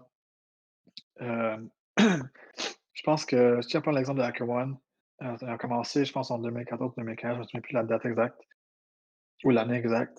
Au début, il y avait peut-être, quelques milliers de comptes enregistrés sur HackerOne et puis, moi, quand je travaillais chez HackerOne en 2018, je pense qu'il y avait environ, entre 100 000 et 200 000 comptes, enregistrés et puis aujourd'hui, je pense qu'ils ont dépassé le demi-million. Donc ça monte quand même vite et même chose pour les programmes. Je pense qu'il y avait environ, 1 000 programmes quand je travaillais là. Aujourd'hui, je pense qu'ils sont, c'est sûr que c'est le double de ça minimum. Je dirais peut-être même de 3 000-4 000 peut-être. Donc ça va quand même vite. La moyenne de bounty par bug, augmente aussi. Hem, HackerOne et Bugcrowd font des rapports annuels, de statistiques. Par exemple, la moyenne de bounty par bug, les pays avec le plus, d'argent, en termes de bounty, des trucs de ce genre. Par exemple, avec Bugcrowd, je pense qu'en 2017 ou 2018, la moyenne de bounty par bug, c'était environ 500 et puis en 2019, ça va monter en 2 000-3 000, donc ça monte, couramment et comme je disais plus tôt, le nombre de hackers aussi augmente énormément. Chez Bugcrowd, comme je vous ai dit, je suis classé 50e sur au-dessus de 100 000. Hem, ces chiffres-là, 100 000, c'était il y a quelques mois, donc aujourd'hui, c'est sûrement encore plus que ça. Je n'ai pas le chiffre exact, mais il y a tous les jours, il y a des nouveaux comptes qui sont créés. Et puis, bug bounty, ça devient quand même une compétition réelle au test d'intrusion, au pentest. Si on regarde ce petit tableau-là, en pentest, heu, on a des hackers qualifiés, qui font des pentests ou normalement oui, le monde quand même ils savent ce qu'ils font, mais tu es limité sur les skills des pentesters de la compagnie même. En bug bounty, vu que c'est souvent ouvert à tous ou en privé, ben, tu as comme un algorithme qui sélectionne les meilleurs hackers pour ce programme-là. Dans bug bounty, tu peux avoir du monde qui sont très bons, encore plus que ceux qui font du pentest, ou tu peux en avoir qui sont vraiment pas bons non plus. Donc, tu as un mélange des 2, tu as un mélange de personnes qui sont vraiment bons ou juste aucunement bons puis qui savent pas ce qu'ils font. Et avec ça, ben, évidemment, tu as des rapports, qui sont valides et tu as des rapports invalides. Donc le ratio, dans nos nouvelles, c'est environ, 30 des rapports en bug bounty sont valides et 70 qui sont invalides. Donc il y a quand même une énorme, différence entre valide et invalide, mais ça, c'est à cause qu'il y a plein de monde qui soumet des bugs de n'importe quoi. C'est le côté plate, du bug bounty pour les compagnies. Un pentest, comme on le sait, c'est pas une sécurité continue. Donc c'est un test, sur un temps fixe. Par exemple, souvent un pentest, c'est environ 2 semaines et une fois que le rapport est fait, ben, c'est tout. On passe au prochain pentest, du prochain client et souvent, ben, souvent les clients, ben, ils viennent, l'année suivante ou 6 mois plus tard, donc on fait le même pentest, sur le même produit. Heu, on peut trouver des nouvelles vulnérabilités ou non. Mais ce qui est plate, c'est que si on fait un pentest sur un produit, d'un client, ils font des changements, 2 mois plus tard, puis le prochain pentest, c'est seulement l'année prochaine, ben, il y a comme un bon 10 mois qu'il y a aucun pentest, donc on ne sait pas si le produit est sécuritaire ou pas. Tandis qu'en bug bounty, ben, c'est 24/7. Donc tu as couramment des rapports qui rentrent, à tous les jours. Donc tu sais que ton produit est mettons, je dirais pas plus sécuritaire, mais je dirais plus sécuritaire qu'en pentest parce que justement, tu as des rapports qui rentrent, donc tu as de la sécurité continue, sur tes produits. Et puis, donc comme j'ai dit, un pentest, c'est une durée, limitée, ponctuelle. Donc ça, par exemple, un 400 heures, donc en 2 semaines de travail. Ma Menti, évidemment, c'est en continu. Et puis le coût, hem, ça dépend vraiment. J'ai pas dans l'expérience du côté pentest de combien ça coûte parce que c'est pas moi qui s'en occupe, mais ça coûte quand même assez cher dépendamment de la client, qu'on embauche. Je veux dire, mettons, en tant que personne qui cherche à faire un pentest, là. Puis, par exemple, si on dit qu'un pentest, ça coûte, on va dire, 25 000 ça se peut réellement que le pentest, que le rapport soit vide. Si les pentesters, ben, ils n'ont pas trouvé grand-chose ou que la police est sécuritaire. Donc, ça se peut qu'on dépense 25 000 pour un rapport vide. Tandis qu'en bug bounty, tu ne payes que pour les résultats. Donc, tu as pas vraiment de rapport vide comme le pentest. Donc, tu peux payer pour un bug, mettons un XSS pour 500 que le pentest n'a pas trouvé. Donc, ce montant-là, il est beaucoup plus petit que le montant de 25 000. Mais ça peut aussi être le sens contraire. Mettons qu'en pentest, tu payes un mandat de 25 000 puis que les pentesters font une job excellente, ils trouvent une tonne de vulnérabilité, qui aurait pu coûter, on va dire, 50 000 en bug bounty. Donc, de ce côté-là, c'est un peu moins rentable. Fait que ça dépend vraiment de l'objectif de la compagnie, de ce qu'ils recherchent. Donc, je ne dirais pas qu'il y en a un qui est meilleur que l'autre, mais aussi en pentest, il ne faut pas oublier que souvent, tu as des pentests pour, par exemple, du PCI, pour tout ce qui est code des cartes de crédit, pour certaines, mettons, un peu du compliance, certaines certifications que tu es obligé d'avoir en entreprise, comme du SOX ou du HIPAA. Donc, ça dépend vraiment de qu'est-ce qui est mieux. Mais de ce que je vois dans le fond, la réalité, c'est que de plus en plus, les compagnies se penchent vers le bug bounty parce que aussi c'est un peu à la mode, vu que tu as certains avantages que les pentests n'ont pas, justement la durée, la sécurité continue. Et puis, comme j'ai dit au tout début, Bugcrowd et HackerOne offrent maintenant le service de pentest. Évidemment, en soumettant nos rapports, ils ont nos données, Bugcrowd et HackerOne. Donc, ils voient quel type de bug qu'on soumet, ils voient notre impact, dans le fond, l'impact de nos bugs. Ils voient nos statistiques, par exemple, la moyenne, par exemple, si je prends Bugcrowd, eux autres ont la moyenne de la priorité. Donc, un P1, c'est critique, un P5, ça ne l'est pas. Donc, si la moyenne est de P2, ça veut dire que la plupart de nos bugs sont quand même assez, avec un impact élevé. Donc, avec tout ça, et aussi nos rapports qui sont publics sur HackerOne Activity, avec tout ça, ils sont capables d'indiquer à leurs clients: «Hey, cet hacker-là, il est bon dans ce qu'il fait. Je pense que c'est un bon fit pour vous autres. Donc, je vais vous le suggérer pour ce pentest-ci». Donc, Bugcrowd, comment ils fonctionnent, eux autres, il y a normalement 2 ou 3 personnes qui font un pentest sur un programme en même temps. Hem Et puis, ils soumettent chacun leur propre rapport. Tandis qu'HackerOne, eux autres, c'est le sens contraire. Tu as 3 hackers qui travaillent en équipe. Donc, ça, je pense que ça amène plus de résultats parce que tu es capable de brainstormer avec tes collègues, dans un sens. Et puis, ben, souvent, moi, quand je le fais avec HackerOne, je le fais avec des amis. Donc, c'est beaucoup plus de fun à faire ça entre amis qu'avec des mondes que tu connais pas. Et aussi, ben, en faisant ça ensemble, évidemment, comme j'ai dit, on trouve plus de bugs. Donc, je pense que les clients sont plus contents. Tandis qu'en entreprise, ben, tu es un peu dans le sens obligé de faire affaire avec les pentesters de la compagnie. Tu peux pas vraiment choisir c'est qui que tu veux.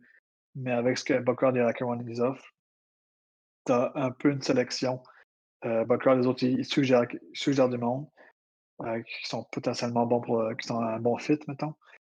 Puis ensuite, le client, il choisit c'est qui qu'il veut. C'est ça.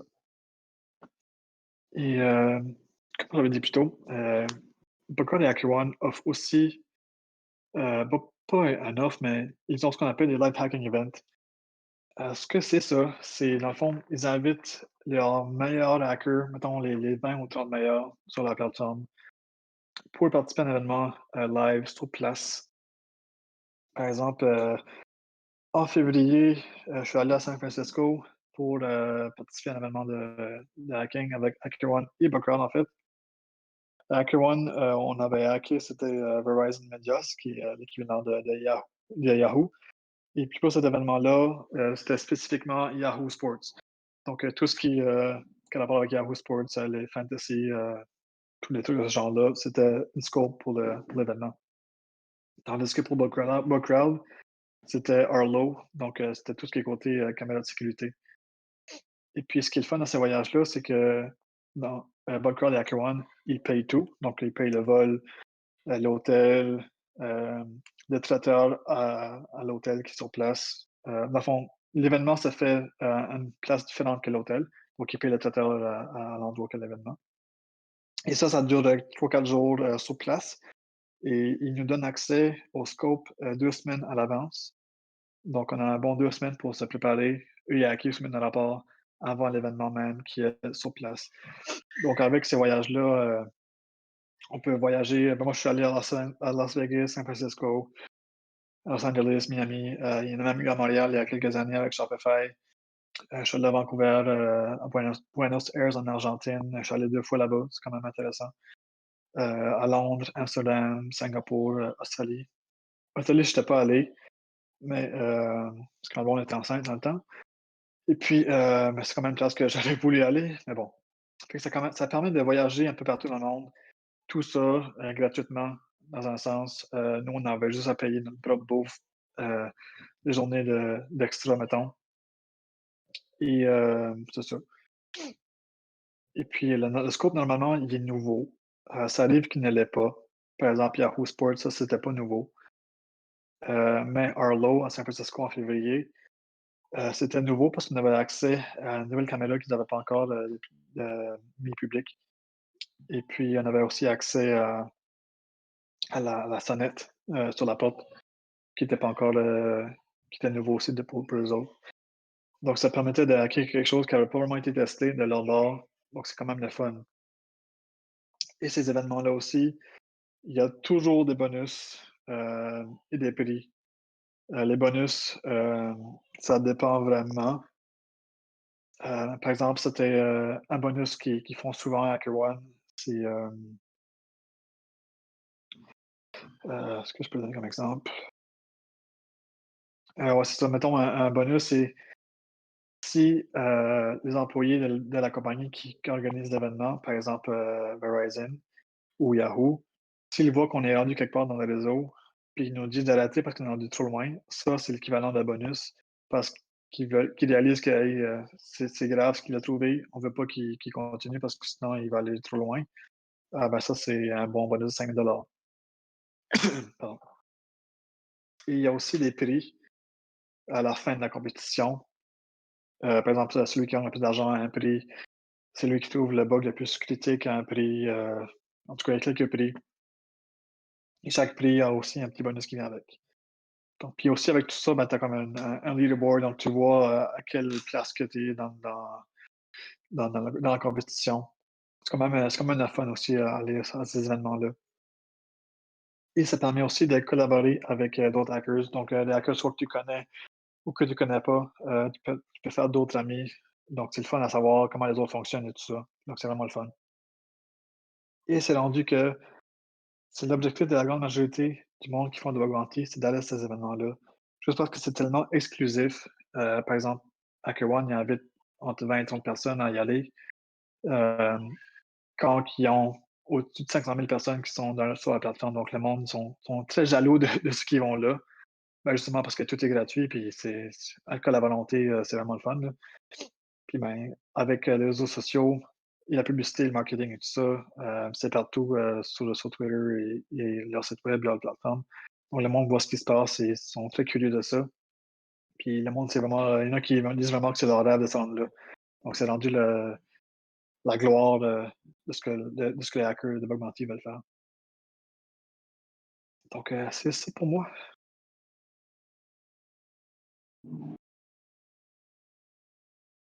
Cool, merci beaucoup, Jasmin. Alright, est-ce qu'on a des Plaisir. questions, tout le monde? Je sais que moi, je me demandais, mettons, Jasmin, tu sais, tu dis que les compagnies payent un peu quand ils veulent, en fait, là, mais est-ce qu'il y a genre une limite à ça, ou est-ce que à un certain moment donné, tu peux aller voir genre Bugcrowd puis dire comme ça n'a pas de sens, ça fait un mois que j'ai soumis mon bug, comment ça se fait que je me suis pas fait payer? Oui, en fait, un mois, ça c'est très normal. Ce qui est pas normal, c'est au-dessus de 4, 5, 6 mois. Là, ça devient inquiétant. Et en effet, Bugcrowd et HackerOne, ils te supportent là-dedans. Tu peux demander au support de voir ce qui se passe sur le rapport, voir. Parce que dans le fond, HackerOne et Bugcrowd, ils sont capables d'envoyer des messages internes à la compagnie que nous, en tant qu'hackers, on ne voit pas.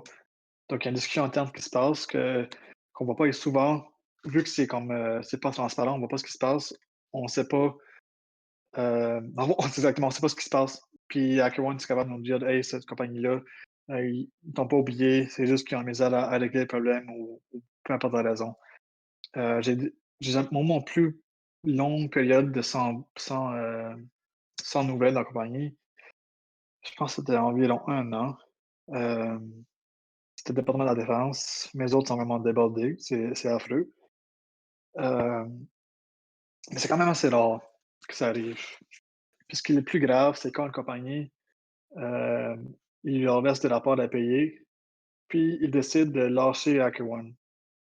Donc, tu as des rapports qui sont pas payés, et puis HackerOne ne sont plus en contact avec eux autres. Donc là, ça devient le bordel. Et puis HackerOne, normalement, ils finissent par payer de leur propre poche à la place du client. Donc, c'est rare que ça arrive, mais dans certains cas, ça arrive. Mais comme je dit, c'est quand même rare. Moi, j'ai vu ça peut-être une fois, mais ça m'impliquait pas. Fait que, heureusement pour moi. Ok, cool. Mais c'est long quand même. Si tu dis que genre avec 4-5 mois, faut pas que tu sois pressé. Non, mais ça, je dis, c'est pour ça que si tu fais ça à temps plein, ça peut être stressant à attendre pour des montants. C'est pour ça que j'ai décidé de prendre un emploi à temps partiel. Mhm. Dans le cas que j'ai aucun argent qui rentre pendant quelques mois, mais là, ça peut être vraiment stressant. C'est pour ça que ceux qui font ça à temps plein, soit qui ont énormément d'argent en banque, ce qui est souvent le cas, euh, ou qui sont juste très confiants qu'ils vont recevoir de l'argent le plus tôt possible.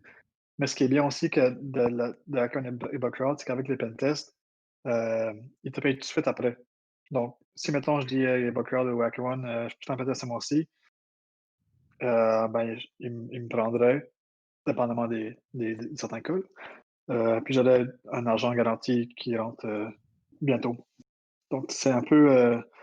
C'est comme si c'était un job, mettons. Ok.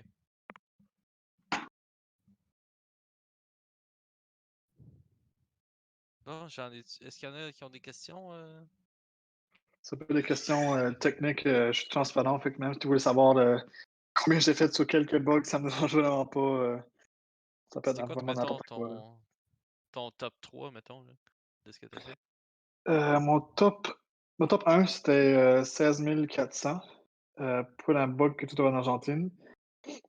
Ce qui est vraiment le fun, parce que c'est 16 400 américains. Donc, ça m'a donné au-dessus de 1 000 Canadiens. Puis ça, je l'avais trouvé en 8 minutes. Ensuite, j'ai eu deux bugs à 15 000 américains chaque. Et puis, cette journée-là, je m'étais fait 47 000 Canadiens environ. Cette journée-là, j'étais au travail. J'avais du temps libre. Donc, je me suis dit que j'allais faire des bug bounty un peu. Et puis, moi et mon ami, on avait décidé de hacker ensemble, un gars de Québec.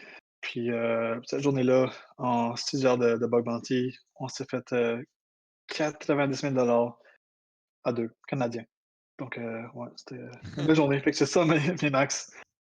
Puis, dans le fond, c'est le fun d'avoir Ah, des chiffres, des bounties à 5 chiffres, par exemple, à 10 000 et plus. C'est quand même assez rare.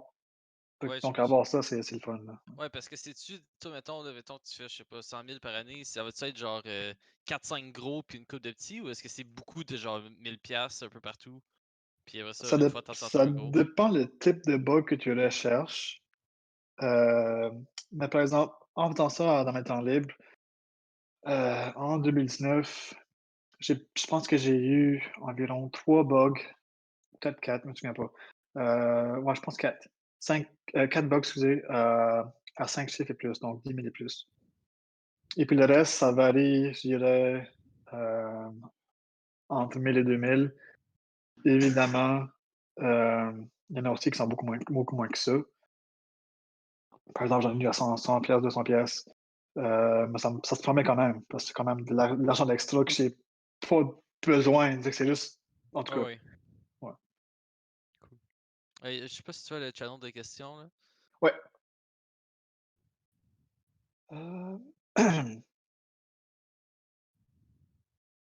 OK, dans ce cas-là, pour répondre à la question à Strix, dans certains cas, on le sait, c'est évident. Par exemple, un RCE, c'est évident.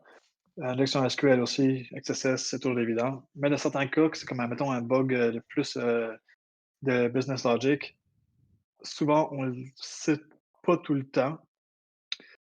Et puis, dans ce cas-là, il faut juste le soumettre au programme pour pas prendre de chance. Et puis, les autres vont voir s'il y a un risque de sécurité ou pas. Des fois, ce qui arrive, c'est que non, il n'y a pas de risque, puis ils ferment le rapport. Dans le fond, on perd aucun point. Donc, on n'a pas de risque à prendre. On ne perdra pas de points pour ça. Donc, on soumet, on soumet tout. Et la règle de base en bug bounty, c'est une fois que tu trouves un bug, il faut que tu le soumettes au programme tout de suite.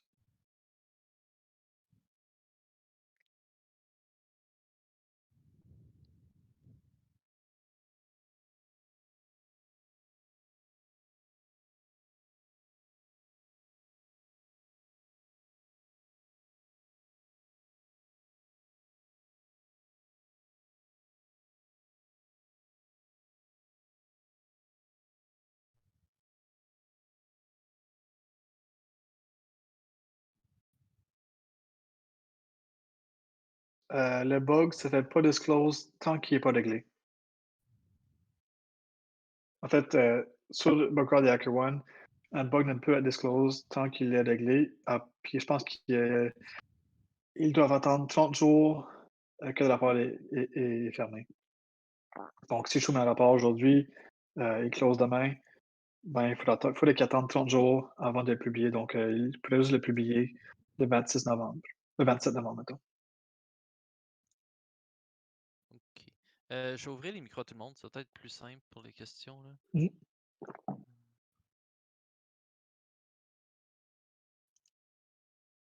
Et voilà, je pense que vous pouvez tout vous unmute si vous voulez. Attends, j'ai fait à bonne place? Ouais.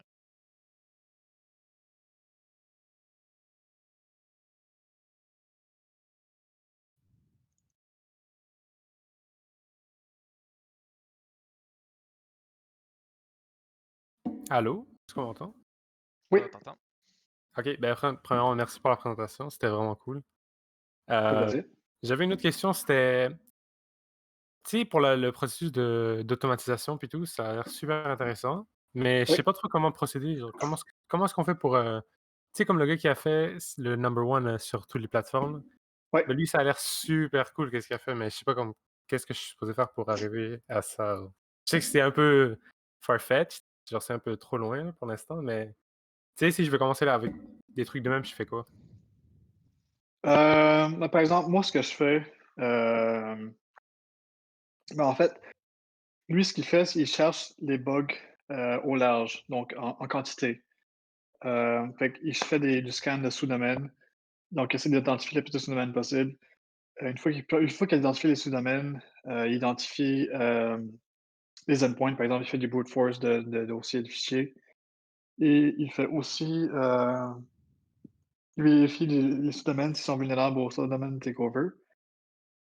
Et puis, quoi d'autre qu'il fait? Je me souviens plus trop exactement ce qu'il fait.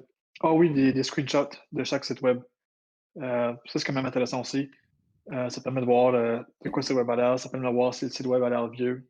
Ben, s'il est vieux, évidemment, il y a plus de chances qu'il soit vulnérable. En tout cas, il y a plusieurs choses qu'on peut faire en reconnaissance. Mais souvent, c'est d'identifier le plus de semaines possible pour augmenter la surface d'attaque. OK, mais il fait aussi genre, tu sais, parce que vous avez dit qu'il reportait des bugs sans même qu'ils soient actifs, genre, sans même qu'ils soient tu sais, pendant qu'il mangeait, il y avait report un bug. Mais ça, il faut que la Ouais. machine puisse identifier un bug. Mais Oui. ça, c'est difficile d'automatiser un processus de même, non? Dans le sens, oui, dans le fond, lui, ce qu'il avait fait, c'était un Settlement Takeover. Je pense que c'était le service de CloudFront dans AWS. Et puis, avec l'API, dans le fond, lui détecte si c'est vulnérable. Si c'est vulnérable, euh, il prend le contrôle du sous-domaine avec l'API directement, sans, Oh mon Dieu. sans qu'il fasse quelque chose manuellement. Fait qu'une fois qu'il détecte que c'est vulnérable, il reçoit une notification, Le sous-domaine, dans le fond, son outil, le plan de contrôle du sous-domaine. Et ensuite, ça prépare le rapport. Ça lui envoie une notification. Lui, il fait juste approuver la notification, s'assurer que tout est beau, parce que des fois, ça arrive que son outil fasse des erreurs. Donc, une fois qu'il approuve, le rapport s'envoie tout de suite avec son outil, et puis c'est tout. OK, wow, OK, lui, il est vraiment sur un autre niveau. Ouais, oui, lui, on dit qu'il est partout. Tout ce qui est côté reconnaissance de sous-domaine et de sous-domaine takeover, c'est le gars mettons, je peux dire ça. Mais dans le fond, c'est le go-to guy, là, il va tout Ouais, trouver. ouais, ouais. Oh my god. Mais aussi, lui, il est vraiment bon dans ce qu'il fait. Mais trouver une injection SQL ou un RCE, il le fera pas. Il est pas assez bon. Ouais, OK, fait qu'il reste vraiment dans son domaine à lui, hein. Ouais, mais il est le meilleur là-dedans, puis c'est pour ça qu'il est numéro 1 sur les 2 plateformes. Puis, dans le fond, HackerOne, ils ont, je pense 9 millionnaires, puis il en fait partie, évidemment. Ouais, c'était écrit, il avait reçu genre un titre ou un prix, quelque chose, c'était écrit, «Earned a million dollars in bounties» ou quelque chose comme ça. Ouais, ouais, c'est C'est ça, un des vraiment gars qui l'a impressionnant. reçu. C'est Ouais, c'est vraiment. vraiment c'est vraiment sick. Ouais. Puis En c'est tout un des cas, gars les plus fins qui existent aussi, fait que c'est vraiment, quelqu'un de humble, mettons, là. Ouais. vraiment cool. Moi, ça m'intéresse super beaucoup le bug bounty, là. Je suis vraiment noob dedans, mais tu sais, j'essaie des fois d'en trouver, mais des fois, c'est comme la première question que j'avais dit, je sais pas si c'est un bug, c'est ça, comme si je fais un scan puis je fais du recon, mais je sais pas si c'est un bug, ça me bug un peu, là. Mais en tout As-tu un cas, exemple de quelque chose que tu es pas certain? non, non, justement, j'ai jamais trouvé un bug. OK. Non, mais mettons, tu pas quelque chose que tu es comme pas certain si c'est un bug ou pas? Non, je suis jamais arrivé là, mais OK, ça m'a toujours, j'ai toujours eu peur de ça. OK. Mais dans le fond, il faut vraiment juste que tu l'essayes. Comme moi, mon premier bug, j'étais vraiment chanceux. Comme je l'ai dit, c'était chez Microsoft, en XSS. Mais ça, évidemment, c'est facile à identifier si c'est vrai ou pas parce que, ben, moi, j'ai fait un POC avec un alerte, là, fait qu'on le voit ou pas. Si c'est un bug plus logique, on ne sait pas si c'est un bug ou pas, ça, c'est plus difficile. Fait qu'au début, moi, je me concentrais surtout sur les XSS, vu que j'étais débutant. C'est plus facile à trouver, c'est ce qui est plus commun. Donc, si tu veux commencer là-dessus, le monde suggère faire ça, mais moi, je suis pas certain que c'est une bonne technique. Dans le fond, il y en a qui font juste du XSS pendant quelques mois pour s'habituer au bug bounty. Mais ce qui est plate, si tu fais juste ça, c'est que tu manques peut-être de vulnérabilité ailleurs. Ouais. Le Fait que c'est pas. XSS le XSS aussi, c'est mais il y a beaucoup de gens qui font juste ça, en plus, il y a plus de compétition, fait que Ouais, mais aussi, c'est vraiment, vraiment commun. ouais, OK. Moi, par exemple, moi, c'est ce que j'ai le plus trouvé, je pense, dans Bugcrowd. Parce que, un, c'est facile à identifier. Deux, c'est vu que c'est commun, ben, c'est plus facile à trouver. Fait que, ouais. Tu sais, vous avez dit qu'à un moment donné, il faut penser comme un développeur, genre, pour une application, Ouais. mais tu sais, comme si tu pas d'expérience en tant que développeur professionnel, plusieurs années, c'est quand même difficile de penser de même, non? Fait que En effet, moi, ben, j'ai pas d'expérience en développeur, juste comme récemment, j'ai commencé à faire la programmation, depuis peut-être, 1 an. Et puis, ben, déjà là, je trouve que ça m'aide beaucoup. Mais au début, il faut peut-être juste penser plus en type, black box. Essayer de faire plus de fuzzing ouais, pour ouais, voir ouais. comme, mettons, générer des erreurs. En générant des erreurs, ben, des fois, tu as comme des stack traces qui sont quand même intéressants, qui donnent de l'information. J'ai déjà eu un cas que, en faisant des fuzzing, ben, ça m'a donné un erreur qui leakait un token de quelque chose. Fait que déjà là, ça, c'est un bug parce que si le token est valide, ça peut me donner accès à des trucs sensibles que je suis pas supposé avoir accès normalement. Donc, ouais, au début, il faut penser un plus à black box, faire du fuzzing. En faisant ça, tu vas voir qu'il y a certains trucs qui fonctionnent pas, et ça va te permettre d'un peu d'identifier des patterns que les développeurs peuvent faire de temps en temps. Ouais. En tout cas, moi, ouais, c'était toutes mes questions, là. Je suis vraiment, c'était vraiment sick la présentation. Merci beaucoup. Cool, Pour moi, ouais. c'est tout, là.